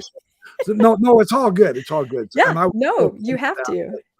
but that is my next angle. I was just driving, and it was sparse traffic, and so everybody got mad at me for recording while I'm driving. And You it's were all, filming while you were driving. yeah, but my hands are on the wheel. The phone's over Don't here. try this at home. That's I right. know, I get it. It's all good, but I already have it all pre-recorded, so I'm going to go with it. But That's that so was one of funny. my angles. Is after it dawned on me, the leadership, you guys, is on trial here. Yeah. I'm totally serious. And they have to know it. They have to know it. They So have to know it it. dawned on me, okay, so there's no way. Come on. There's no way the apologists now are not aware of this. Will they sustain the leadership still? Right. Or are they going to demonstrate that they also support the deception? And does Right. that mean now literally, just, I know they hate hearing this, but is the church in total in apostasy, you guys? We A now big are in question. a position to, not in a rancorous way or a way of, you guys Yeah. are apostate, but No. stone cold serious now. Yeah. That's If what I the mean. I think it's gone next level. I think it's gone extremely serious. And I was I was then very what the curious. hell are we all going to do is what the That's Mormons have that's to the problem. Yeah, no, that's it. And I was actually very curious on my podcast, Mormonish, my co-founder or my co-host Landon and I, can't we wait to wanted watch to that. figure out what TBMs were saying about this, if they even knew about it, and what their justifications were. Oh, you guys have been So going through the various. so what we did, cool. we kind of data mined various faithful subs and media sites, and we kind of came up with 10 different categories that justifications fell into. And we did an episode that we just put out on Friday, which has been our highest watched episode. I mean, we're small, we're just starting. We're like, wow, people are interested, But yeah, I mean, reasons like, bad legal advice, right? We've heard that a lot. And the church itself has used that, We've heard things like it's not the church, it's some organization called the EPA, these reasonings. There's 10 categories that they all fall into. And I understand why they're doing it. I mean, they're faced with this incredible cognitive dissonance. This evidence is so clear if you take the time to read it. Now, I believe a lot of people haven't. They go to the Deseret News, they go to KSL, and it clearly says, we consider this matter closed. I mean, it's right there. And so that's very reassuring. You can just shut your brain off and close it unless you're going to go to some other sources. So it was a really interesting episode to do. But we did find there were some people on these different faithful social media sites that were saying, you know what? I think there might be something not quite right here. We absolutely found people like that. We found others that were just, creating these excuses that fell into these categories.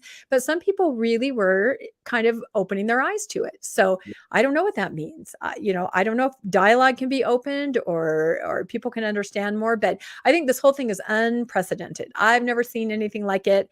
And I've been a church watcher ever since Game of Thrones ended because I had nothing else to do. And so no wonder you and I get along so well, man. I could not stop watching that. I confess, I could not stop watching. I know. That's my answer when people say, why can't you leave it alone? Because I'm like, it's just like the Game of Thrones. I mean, there's so much politics and intrigue and blunders and missteps. And why did they do that? And, it's just very interesting to me.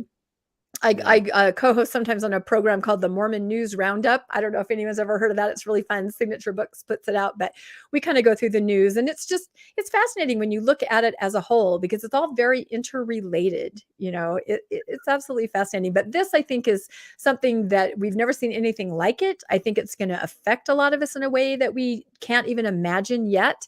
And I agree with you. Conference. If they say nothing, that's a statement. I mean, that right there is a huge statement. It is the ultimate S-22 I have never seen the church in before. Yep. And I hope I'm not misstating that, but really, this is the big one, man. This is the big one. The future of the church, in my opinion. Yep. Now, maybe not in our lifetimes, but this is a turning point. A turning point. That's a good way to say it. Yep. For real. Yeah. And my 30% are active in the church, right? About 30% at every ward level, state, whatever. If only 30% of those 30% really grasp and study this issue, even though they've been told, stay away from all media, don't do anything in the media, you must pay attention to the apostles. You're very frightening. Follow the brethren. Whoa, that's kind of triggering. I wouldn't do that so often. But if 30% don't do that, that's a huge number, man. Yeah, it is a big number. That's a million people. That's a million people. Yeah. Well, and this impacts, like you said, general authorities and apostles. People may be very naive and go, I can't. I mean, look at the shell companies that they formed and how they had 13 church employees. Signing paperwork, just the signature page, saying that they were running companies that these people knew they were not running. So out of those 13, it's perjury. So out of these 13 people, and as we looked into it, they weren't necessarily, they were church employees, but not necessarily right there with Ensign Peak. They were chosen on the basis of names that were common, small social media presence. So they were flying under the radar. Well, out of those 13, 2 people said, I can't do that. I will not do that. 2 didn't. And they were immediately replaced. It's and not. I was just going to they say kept that. going. Yep. No, and what it And it reminds sounds me so of, funny. although this is a horrific example, it reminds me of the Mountain Meadows Massacre, which, by the way, I saw a wonderful play on Thursday night about the Mountain Meadows Massacre that I hope makes the rounds because it was awesome in Salt Lake. But part of the Mountain Meadows Massacre that's so horrifying is, a lot of these men didn't want to do what they did, but the battle cry was, "Do your duty, Mormon." That is the phrase that they used for these atrocities. Do your duty, Mormon. And everybody knew what that meant. And I feel that those words have carried through the century. I feel that it's still being used. Do your duty, Mormon. And you know what that is. That's protect the church at all The costs, no matter honor, what you have to do, be it perjury, be it, it's not a good situation. the honor and loyalty go to the brethren, not the Yeah. Lord. Yeah. Because I come on, okay. I will grant, just for the sake of the argument, it's very difficult to find a lot of ex-Mormons, and I'm not trying to incriminate anybody because I'm part of this. In some respects, it's difficult. Let's just face it, guys, girls, ladies, boys, girls. As Bednar says, boys and girls. Boys and girls. There's a lot of us who we have a tough time just with the historical Jesus, okay? But for the sake of the argument, let's use the Mormon theology as our basis. That way, we're not just gossiping here, because we're not gossiping, Rebecca, when we say, okay, what did Jesus actually say? We've got the words, okay. Just work with me. I know they were recorded after he was long dead and all. We've got Jesus's words, his teaching, his gospel. Right. The spirit of his mission. Yes. And the Book of Mormon. And he very openly and specifically said, you cannot serve both God and mammon. Yeah. One of the rich young guys came and said, Lord, what do I have to do to gain eternal life? And he ticked off all the things to do. And he said, okay, good. I'm doing all that. Yeah, hot dang, baby, here I come. He said, well, the last thing is sell all that you have and give it to the poor. And what did he do? He said, nope, I got to save that for a rainy day, Lord. To use There's that rainy day word again. To use the modern Mormon approach. That's their answer. No, he went away sorrowing. And Jesus turned to the apostles and he said, you really want to follow me? There's your course. You got to give it all away to a specific class of people. Rebecca, when I went to Elder Pingree's movie. Yes, I'm so glad I've been in Salt Lake many times in my life. Yeah. I was horrified at how many thousands of homeless are wandering. No, the problem is getting it's so unfortunate. Yeah. Underneath both sides of the interstate. And these are big interstates compared to mine I'm used to. There were tent cities and cardboard cities, all of the homeless, and they're wandering all over. Every bathroom. It doesn't matter if it's McDonald's. It doesn't matter if it's in Walgreens or whatever. Every bathroom is locked, and you have to get. No, it's really sad. Yeah, it's really, I mean, I've lived in Utah since 1984 when I came to BYU, and the problem has just grown incrementally. And in the last couple of years, absolutely exponentially. It's a tragedy, an absolute tragedy. And guess where you can't find them? Well, I would say on Temple Square. And City Creek Mall. Yeah, and City Creek Mall. Yeah, that's exactly right. Yeah, and I'm going travesty. Okay, now and I get it. I appear judgmental by being this way, but nothing pisses me off worse than social injustice. Yeah, and he's so mad he can't talk. Take a breath. Take a breath. Too over the top. They just doggone it. They are. And well, it's a sad comment. Can I ask you this question that I've been trying to ask everybody? And that is, what honestly do you think the money is for? I mean, honestly, it wasn't for COVID. I mean, the Dragon's Hoard, it was not for COVID, which is probably the biggest rainy day we'll ever have. They don't leaders themselves. of the Yeah, world. no, the leaders themselves are not living a lavish. I mean, they live a comfortable lifestyle, but I've not seen President Nelson on a yacht. Wait, I did see a meme about him fishing, but it No, wasn't a yacht. you see him on jet planes all over the world, though, and he Yeah, ain't paying. but still proportionally, I don't believe the brethren are getting rich. So I They don't have feel to get rich; they already are. They just yeah, don't have to no, spend. I know, but I have a couple theories. I think that the upper leadership are businessmen, and I think that wealth an upward trajectory of money equals success in the church equals true. You know, that may be the way that they gauge it. We're making money, we're true. It is God's church. I also, and maybe you're old enough to remember this, but when I was growing up, there was all this talk about the church needed money because eventually someday they would save the government and they would save the Constitution.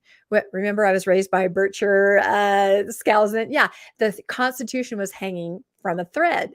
So could that possibly be what they're thinking? That they really, I mean, they have more money than small countries right now. Is it something like that? I have to ask everybody, what do you really think that money is for?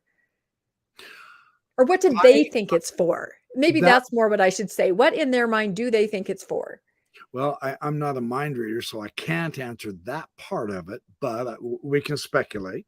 Yeah, this is all speculation, of I course. get that. I get that kind of thinking. I Right, understand why you're going that direction. right. I would. They are purchasing ridiculous amounts of land in Hmm. Florida, and Yep. I don't get why that's the choice when Missouri is supposed to be where the temple's going to be, the New I Jerusalem. don't I know. don't They're kind know of backing off that, I feel like. I'm not what sure. the hell Florida is may be the Florida new. about. Here's the other issue that is so remarkably fascinating is they don't need your money. I Yeah, promise. they If flat out absolutely, said. if absolutely nobody else pays them a damn dime for the rest of their lives, they still make between 4 and 9 billion in profit annually at a Yeah. minimum. And I'm just thinking their stock. They easily, according to Mark Pugsley, they easily have another third, which is another Oh, yeah. 37 billion minimum in just real estate. Yeah, no, they're a perpetual motion machine. They can now continue without anything else coming in. In fact, in the incorporation articles for the corporation of the church, there's something called the religious arm of the company. Well, the religious arm is the church. If that ceases to exist, there are contingencies where the corporation will continue, which is really frightening if you think about that. But they don't need us at all to pay, but they want us to believe that we need them. And that is what they're continuing to perpetuate. Excellent point. My speculation is that how was I going to put this? Oh man, it just came in and it just came out.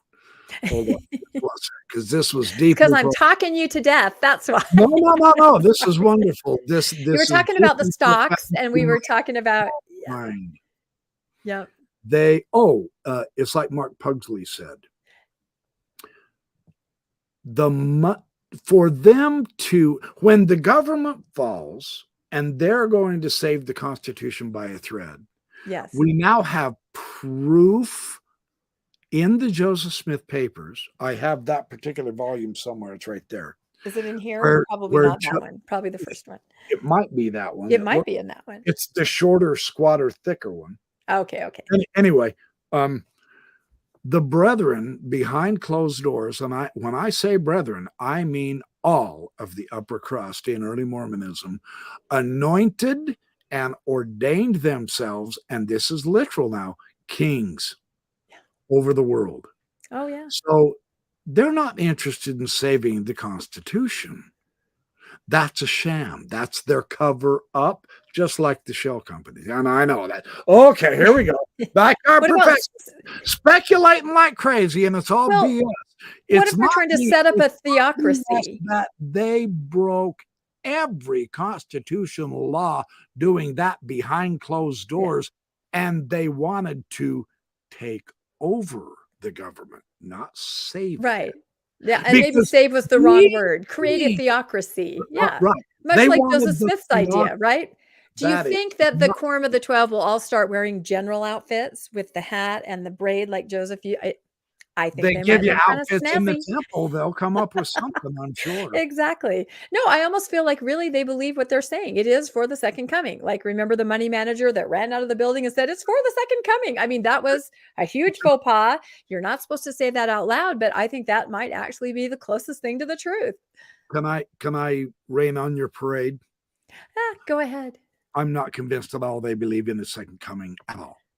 Any more Well, than yeah, they not the really. higher ups. I'm talking about the lower like Okay. I thought you were talking about leadership. Yeah. No, Because I don't think they the do either. leadership don't even believe in Jesus. And I know Oh, no. I get it.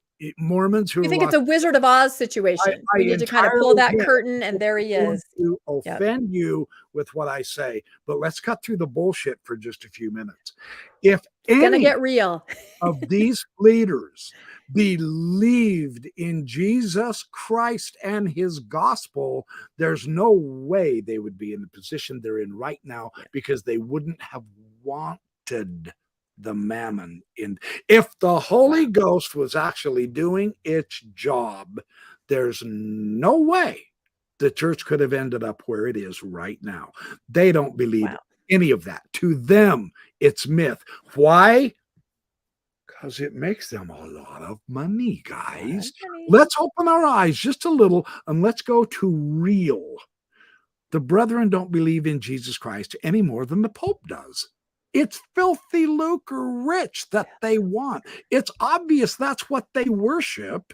Otherwise, they would improve their PR by truly doing a boatload of good with that ridiculous size mountain of money that they're sitting with their dead asses on, doing nothing except making the mountain bigger. Whoa, it's a Scrooge McDuck pile of gold. No, and think about the PR. You wouldn't even need a missionary program if you started curing I mean, everyone would say the Mormons. Oh my goodness, the Mormons. I want to be a part of that. Well, Yeah. what does that tell us, Rebecca?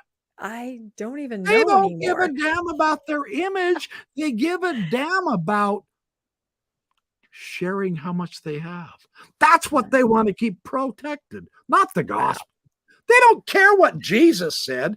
Good God, they haven't followed him since Wilford Woodruff. You see my point? Yeah, I do see your point. Yeah, no, I think a lot of people have kind of gone there in their minds, which is why everyone's so frustrated. Not everyone has verbalized it like you have, but I think that is the logical conclusion that most of us are arriving at. It's time to get to the rubber meets the road. I don't believe, I sincerely don't believe anybody in the leadership of the church gives a flip what Jesus said, because they want you to be the righteous people, meaning give us the money. Yeah. Well, if you think about it, there is only one meeting that is mandatory to attend once a year when you are a Mormon, and that is a tithing settlement. And we talked about this today on Mormon Stories podcast, talking about the widow's mite. You're not called in to ask how your home teaching is going like that. You're not called in to ask if you're abusing your children, or if you're a kind person, or if you're fasting, or if you're reading your scriptures. You sit down and they say, are you paying? And so I had an experience. I've shared this so many times. People have probably already heard it, but I worked at BYU and I was newly married. So I was very poor because I worked at BYU. And I went to my bishop and I confessed that I was a partial tithe payer. I said, I'm really sorry. We've had a rough, bad year. We're newly married. And he said, he had this look on his face. And I don't know to this day why I told him that, because usually I'm very good at just telling people what they want to hear. You learn that in the church, of course. And this is one of the few times that I was actually honest. I don't know why I was, but he said, now you work at BYU. He said, I am going to have to let them know. I am going to have to tell them that your ecclesiastical endorsement is in jeopardy. There's a if punishment. you cannot come up with this money. So I took a cash advance on my credit card and I paid the tithing, which it probably took me a couple years to pay. I know it's a horrific story. There's so many touch points. If you want to maintain activity and go to the temple, if you want to have an eternal family, you must continue to pay. So they do not need us or our money, but we, or active members, need them for the gatekeeper that they are to get into all the gatekeeper. And yet the own Book of Mormon says Jesus Christ is the gatekeeper, and he employs no servant there. That's Interesting. Nephi. I was not aware of that scripture. You think they give a damn about what the Book of Mormon said? Throw that dumb book Did away. you just throw that? I Whoa! said, You did not tell me that your program was so volatile. Throw this stupid thing out of here. We don't care what it says. Should I throw something? What can I find? Woo! Yeah, there you go. Hey, here's my second edition of the temple. I'm picking up my dog now. I'm picking up my dog now. Just pick up the Bible. The Bible. We've got a Bible. I'm tossing it all out. That's right. Woo! Actually, that felt kind of good, you know, because I think we all have a lot of pent-up frustration over this whole SEC thing. I kind of, everybody out there, start throwing stuff. I am sorry to put it this way. I promise I don't do this every time, but the church is acting so goddamn stupid and selfish that it's time somebody says, hey, we really don't have to be part of that, but we have to talk about it. I'm just trying to be real, you guys. They can't believe in Jesus and do what they're doing. That can't happen. So that's my case with it. So, I mean, you may be right. They may be using that for the public so that they keep getting the money.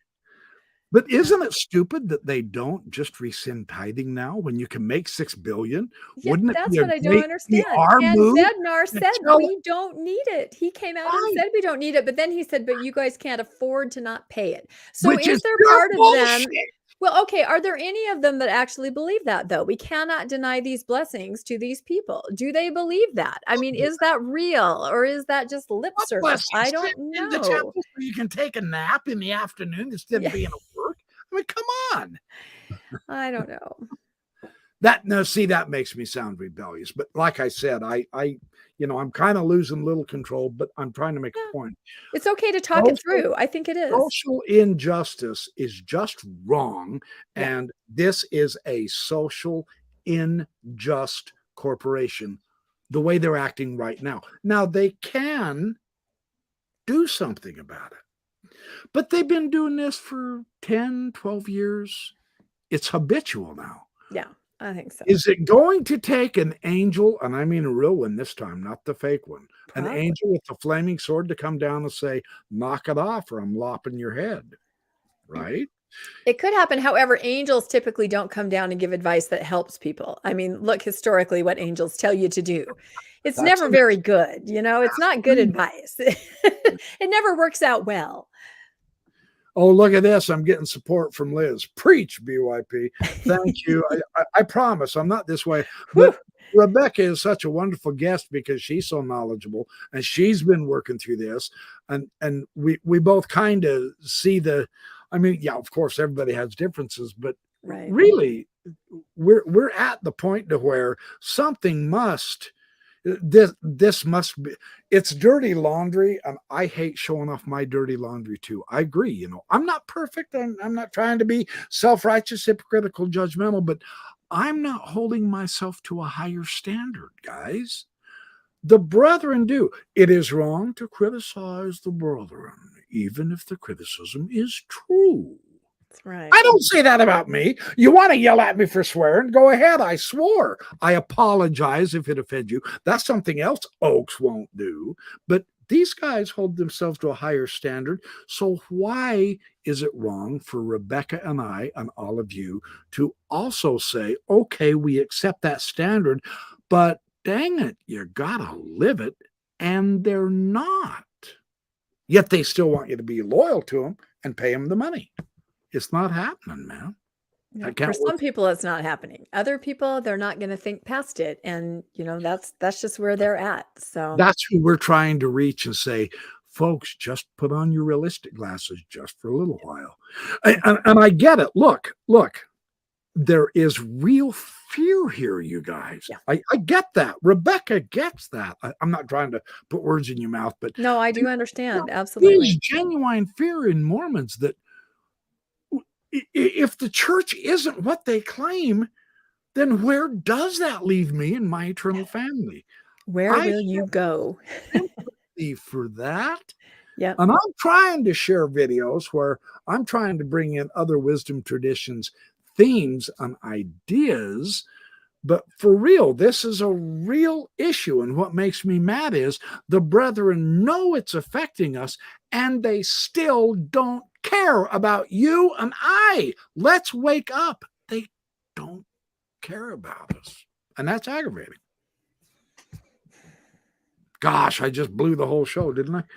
No, it's okay. It's a dicey time right now, and there are things to talk about. So they must be liking me rant. No, it's you in every show. Did you catch Mormonism Live the other night? Good heavens. I mean, that was a riveting program. Yeah. Oh my God. I was yelling at the screen. Yeah, absolutely. So mine. Yeah, no, everybody is kind of coming out and saying what they think, and people are so brilliant and helping us all work through it and understand it. And I love it. It's like you can see everybody kind of rallying around this big issue and everybody putting into it what their expertise is or what their opinions are. And I think if anything, it's kind of bonding the Ex-Mo community a little bit together in a way. Do you feel that way maybe? I mean, I feel that way.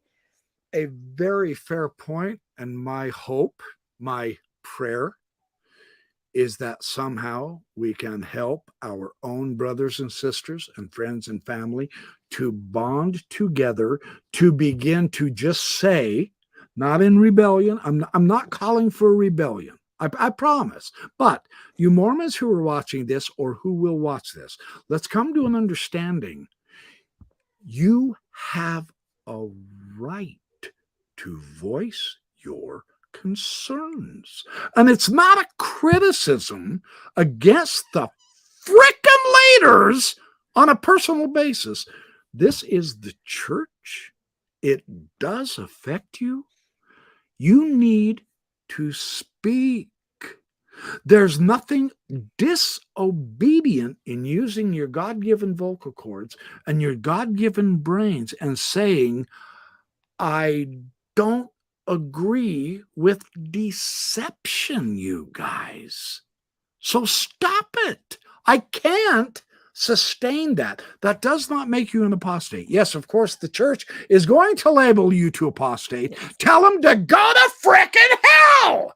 Don't accept their label of you. I think you need to throw another book right there, just for punctuation. Grab one. Do it right now. There you go. Yep. I love all my books. It'll ruin them. Yeah, I love my books too much. I can't throw them. I know. Yeah, you threw the Book of Mormon. I don't understand. Let me go grab my Book of Mormon.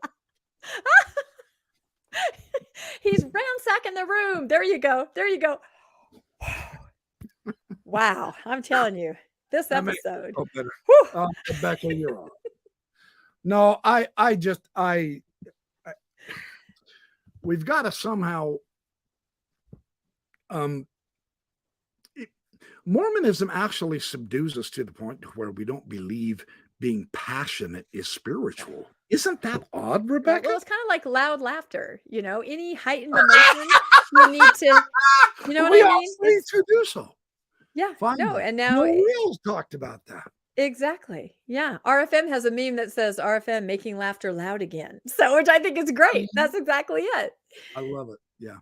Well, I mean, they say it's the still small voice, and you mustn't talk loud or it will offend the Holy Spirit. Well, how gosh damn weak is the Holy Ghost if he's scared of someone raising the voice? Give me a break already. For the love of Sam Walton's stupidity. That is just crazy beans dumb. Let's just label it for what it is. The Holy Ghost can't possibly be that damn sensitive that from a mere human word, he all of a sudden says, oh, the guy swore, I got to get out of here. I got to get it. And also, he can't stay up after midnight. I never understood that either. Remember? I mean, he's kind of really, I don't want to use this word, but no, I'm not going to say the word, but yeah. I obeyed that one religiously. I was a genuine virgin when I got married. Yeah, he goes to bed a genuine virgin. Wow, genuine. For real. Never had it. I lived that law. You heard it here, folks. Sorry, too much information, but still, yeah. It's stuff like this that just drive me crazy now. And as a Mormon, if I'd have still been an apologist, I don't know how I'd be responding to this. This one would have caught me kind of like. Yeah, that's a really good question. How can you even think at all how you might have would this have would this have impacted you at all? Would it have gotten through a little bit? I'm curious. Maybe you can't even think that far back or think how you used to think, but I Well, wonder you because know, my wife, you're pragmatic, you're intelligent. I mean, but you think you just would have had your blinders on and not. well, my wife and I have talked about this quite a bit, and she's really truly the brains behind the backyard professor with just being just okay, look at it this way and look at it this way, and here's what I see in you and all. And I mean, to confess my sins in public out here to the world to see. Honestly, I have never really been a 100% fully obedient yes man. I really have been kind of an individualist, somewhat. Right. A critical thinker. Of course. You were an apologist. Yep. Yeah, but I tried to obey the Hmm. brother. But so I think it would have impacted me. Probably not as bad as the scriptural problem, because I went on the intellectual end of spirituality with this. Right. And I know believe it or not, there are Mormons who say, oh, that's impossible. Then you didn't have the spirit because you Yeah. can't use your brains and have the Holy Ghost guides. How Well, freaking that's kind of brainwashed do you true. need to be, you guys? Wake the hell up. God made your brain, man. Don't let the church turn it on. It doesn't make the Holy Ghost angry if you ask him an intellectual prayer for an answer. Yeah, I always used to say that. I'd say, okay, people would say, well, what if it is true and you die and you go up to the, judgment bar? And of course, it's supposed to be God and Jesus and Joseph Smith. Right there, I feel like I'd go, really? I mean, come on, look, really, really? I feel like I would do that first. But then I would say, I stand by everything I did because you gave me a brain and I used it and you gave it to me. So what else did you expect to have happen? And so that's my out. That's what I would say, and I stand by that. I did the best I could, and I followed my intellect, my critical thinking, and my brain, and I stand by it. Now Yep. I feel like I want to throw something after that statement. Right. Throw it, girl. Cyber hug to you for thinking correctly. Yeah. If you didn't want me to think, then Yeah, you messed up why? giving me the brain. Yeah, exactly. Yep. The other thing that's so interesting, Rebecca, that every time you throw it out there, I've actually had someone respond this way when I say, well, didn't Nephi say, don't trust in the arm of flesh? And they go, Mm. well, that didn't mean the prophets. Oh, didn't it? Well, did Nephi always agree with everything his father said? No. He No. interpreted the dream of life differently, and he didn't accept his father's doctrinal interpretation. Did he get excommunicated for thinking differently? But the September 6th did in his church today. Oh, yes, the September 6th. That was Hey, quite the Kelly, story. John DeLynn, my dear friend Bill Reel, how come these guys are all getting excommunicated for using their brains? Yeah. So, yeah. Anyway, Interesting thought. okay. Have I I said think we both need naps. I think we need naps now. Gary in a straitjacket? RFM is asking. No, this is not a straitjacket. I am becoming There it is. this guy, and you don't want to see me big and green because I get very angry when I get the. Oh, thank you. You wouldn't like me when you're angry, right? When I'm angry. I'm not trying to be unthankful. I'm seeing the people giving super chats and Oh. donations, and thank you so much. We do appreciate it. You're wonderful, final son. Thank you so much. I know there's been several people who've donated, and I apologize for not acknowledging them. I know all the other talk shows do, but I have been busy throwing my scriptures over at Dallin Oaks over there and Russell Nelson over there. So Too busy ranting. That's right. I am, but I'm ranting with a purpose because That's I'm right. here. Productive ranting. It's I'm okay. here for the common folk. That's right. That's right. I And this is an sincerely. issue. This is an issue we need to work through. We absolutely do. And Yeah. it's not over yet. So Oh, it's just beginning. Tim Right. Rathbone, I saw a Mosia. Thank you so much. I sincerely, in the calm, sincere manner. Now, let's get back to screaming at the brethren. No, no, I'm kidding. I have an earpiece in. Like it really is shocking. I know. My wife's gonna say, honey, great podcast. I Screaming. And I'm not going to be able to hear out of this ear tomorrow at work. I'll be like, I'm hello, what? sorry. I What? feel bad. Yeah. But If there's anything to rant over, and I did it too, this is it. This is the issue. I'm telling you, the gloves are off in this case. And we've seen this with all the other podcasters. The gloves are off, and people are really saying what they really think for once. Well, and again, here's the church controlling us on our reactions, but we have to. These are our loved ones. Let's just get real. The leaders of the church are not my loved ones, my family. But I have family. I have loved ones. I have dear friends all over the world. This affects us all, man. And unfortunately, it appears to me, correct me if I'm wrong, you might have a different take, and I'd love to hear it sincerely, but it's a negative thing. It's a negative thing because, as you say, you have loved ones and family all over the world, and their money is in a giant Dragon's Hoard fund, and our money is in there too. And I don't know if people think this through. Your tithing, I mean, there's investment on return, right? Imagine if you had been encouraged 30 years ago to invest on your own 10% of your income. And then as that grew, be able to give to charity and to help people. Everybody would benefit. There's no need for this gatekeeper that takes it away from you, holds on to it, doesn't even give it to a charitable purpose, and you're left. So no, it's absolutely infuriating. So you have every right to throw things and rant because it's egregious. Thank you.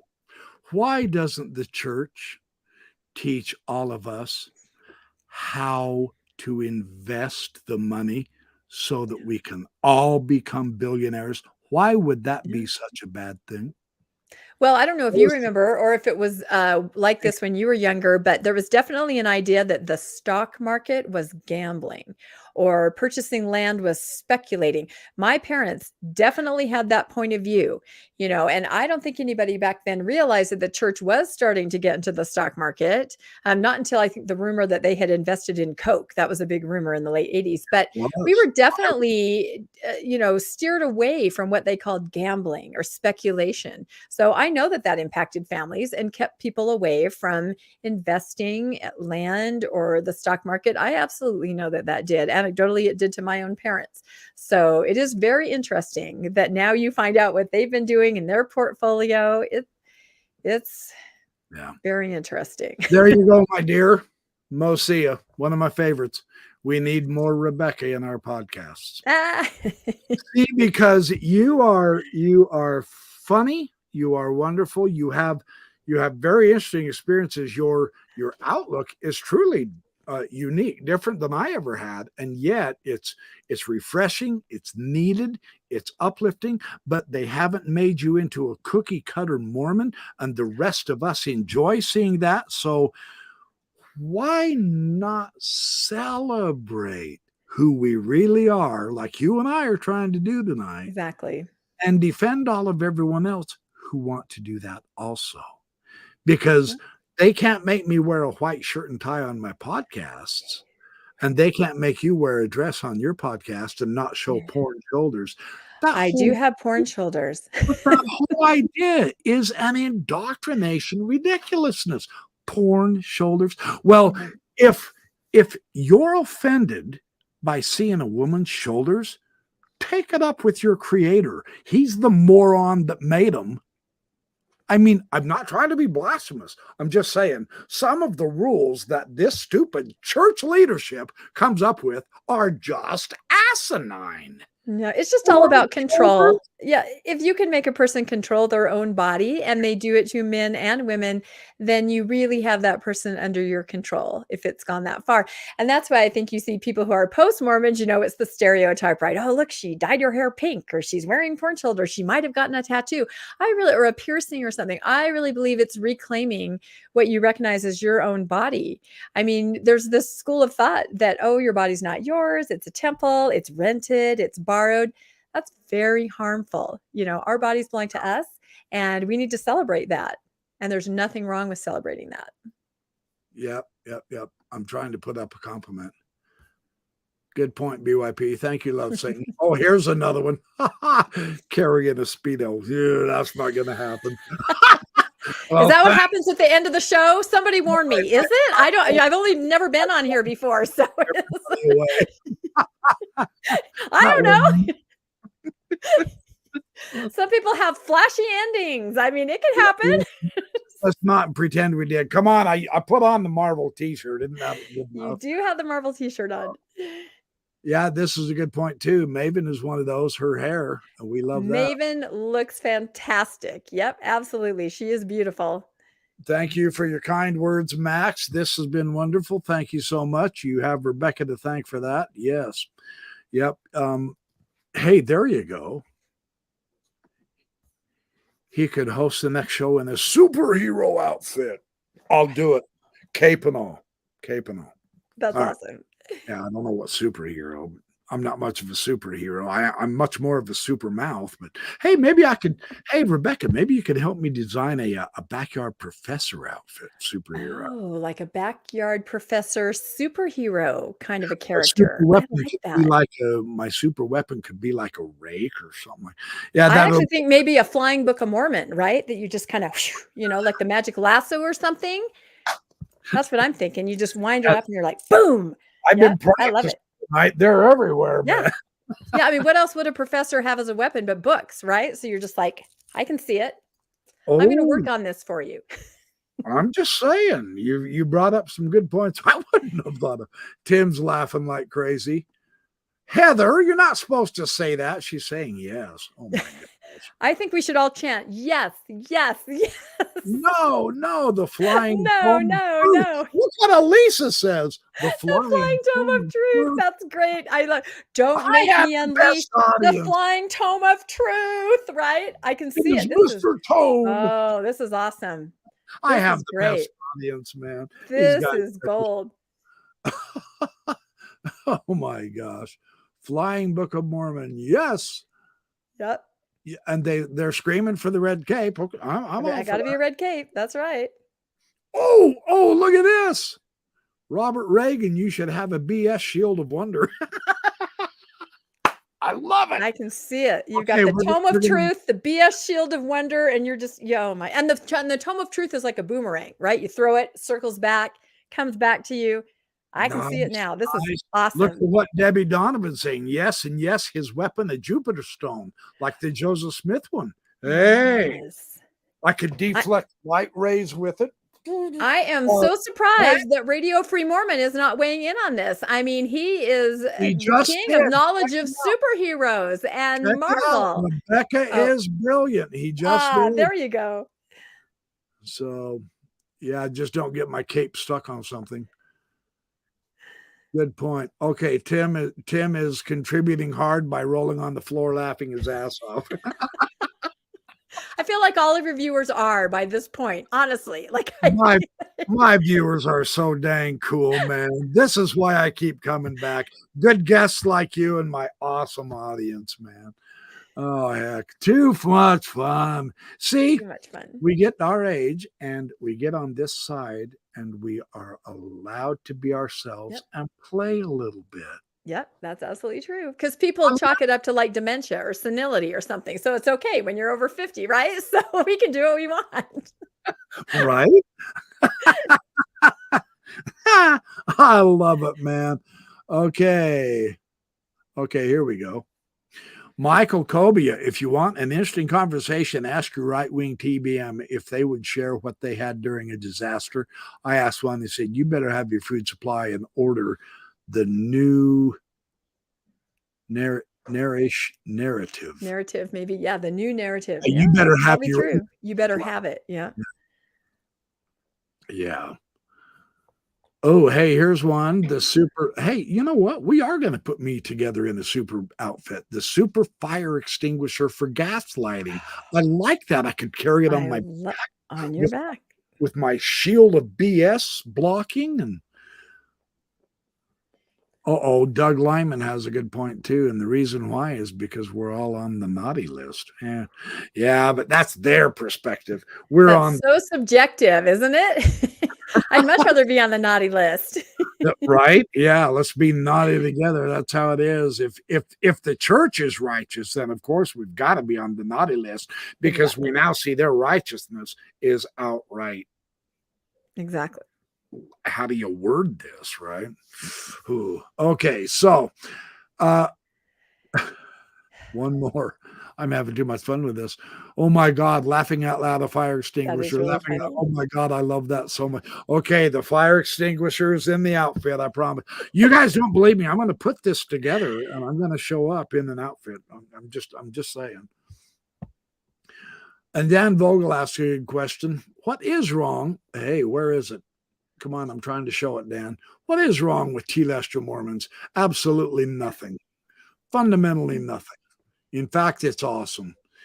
Finally, we're on the right side. We go to hell or the liars do. Ha ha. And I'm gonna overtake Joseph Smith's idea. I don't care if I go to hell. We are going to make a heaven of it. See, from the Mormon perspective right now, we are in hell. Our lives are miserable. We can't be happy because we're not going to the temple anymore. Right, Rebecca? You need to get back there, right? So that that was very triggering. Don't tell me that.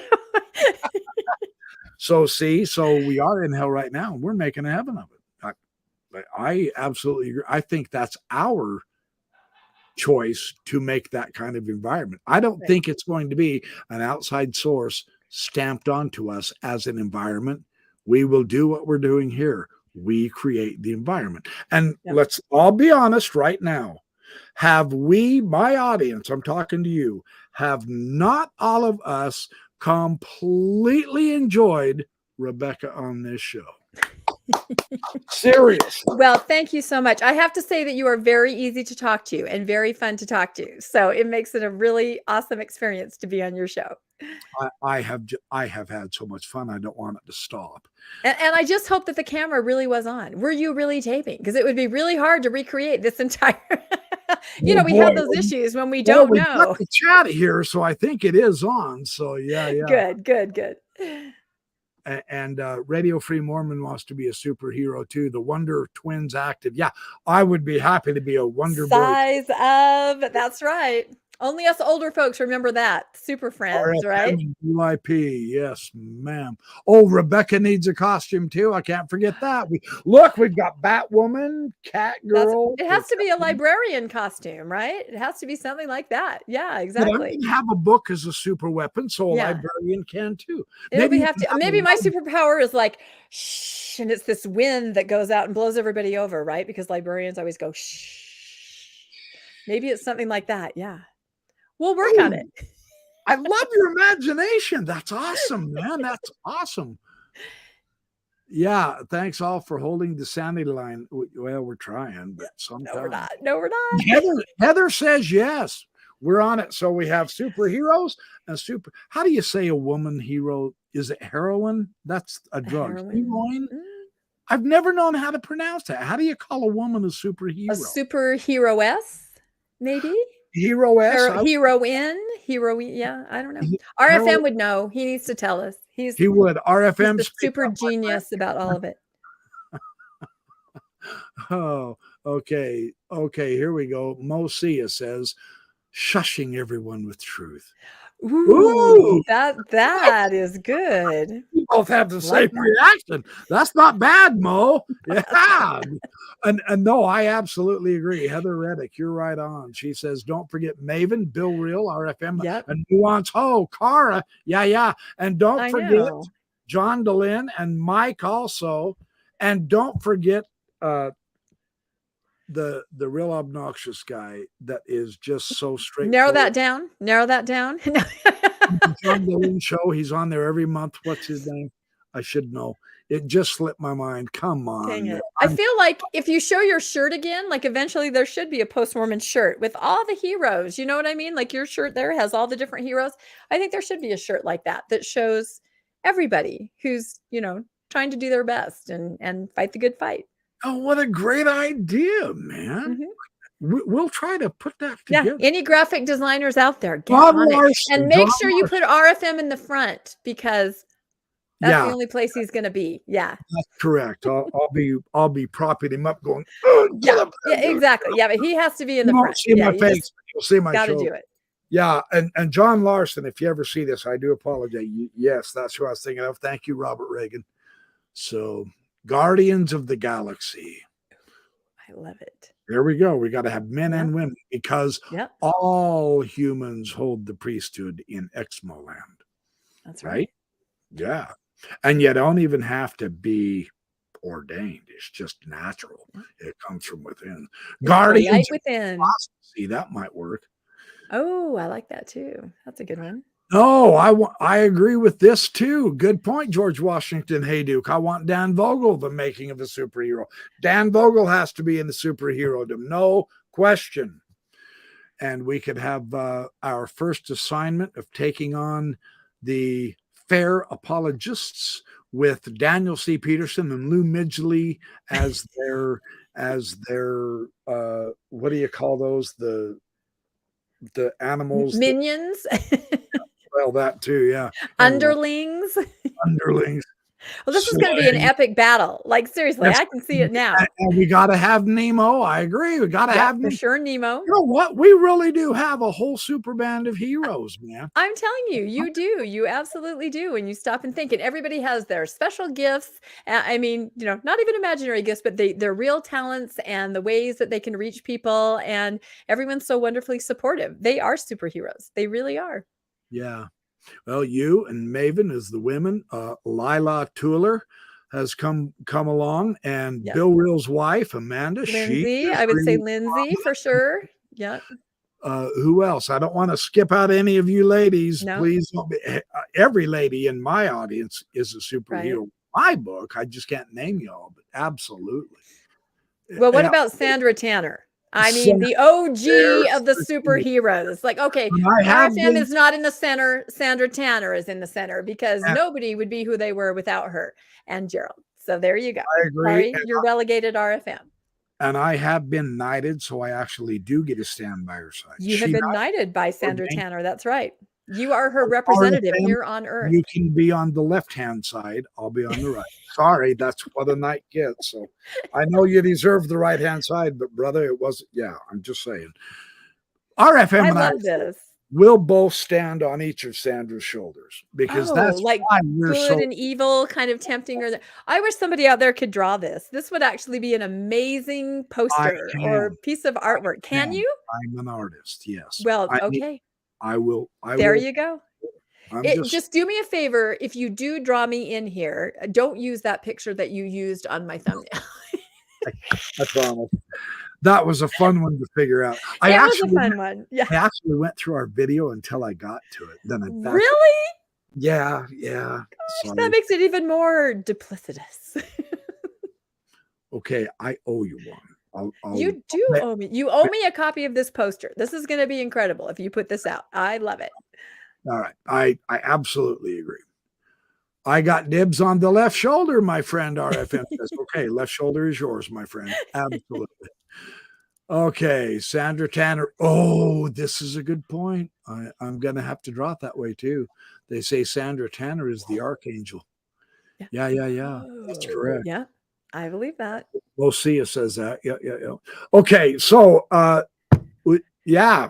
make that poster. I will. I would love to. So, you guys, as much fun as we're having, sincerely, we truly have. We've had a ball. We do really love and appreciate all of you showing up. And again, Rebecca, please come back on my show sometime. I love. I'd be happy to. I had so much fun. Oh, I love your insights, your wisdom, your wit, your knowledge. This is everything that a podcaster wants in a guest. I just really appreciate you coming on. And we are going to call it a night, you guys. And thank you so much for being the spectacular audience that you always are. We do appreciate your support, honest. We couldn't do it without you, and we are putting the money to good use. We are not hoarding it for a rainy day. I promise. Just keep watching our podcast. We work our butts off for you because we do love you. Yeah, I know the brethren say that, but we're giving you back your money's worth. We're not giving you fifth grade knowledge. You start watching Rebecca's podcast and Radio Free Mormons and mine and Nemo's and John DeLin's and all of them. And you can see we are really working hard and we are enjoying it. So it's all for the good things. So thank you all. We're going to head out. We do appreciate you. We will be back soon. In the meantime, remember, have fun, do well, work hard, make lots of friends, smile. It makes people wonder what you're doing. And if you ever need to work off steam, throw a Book of Mormon.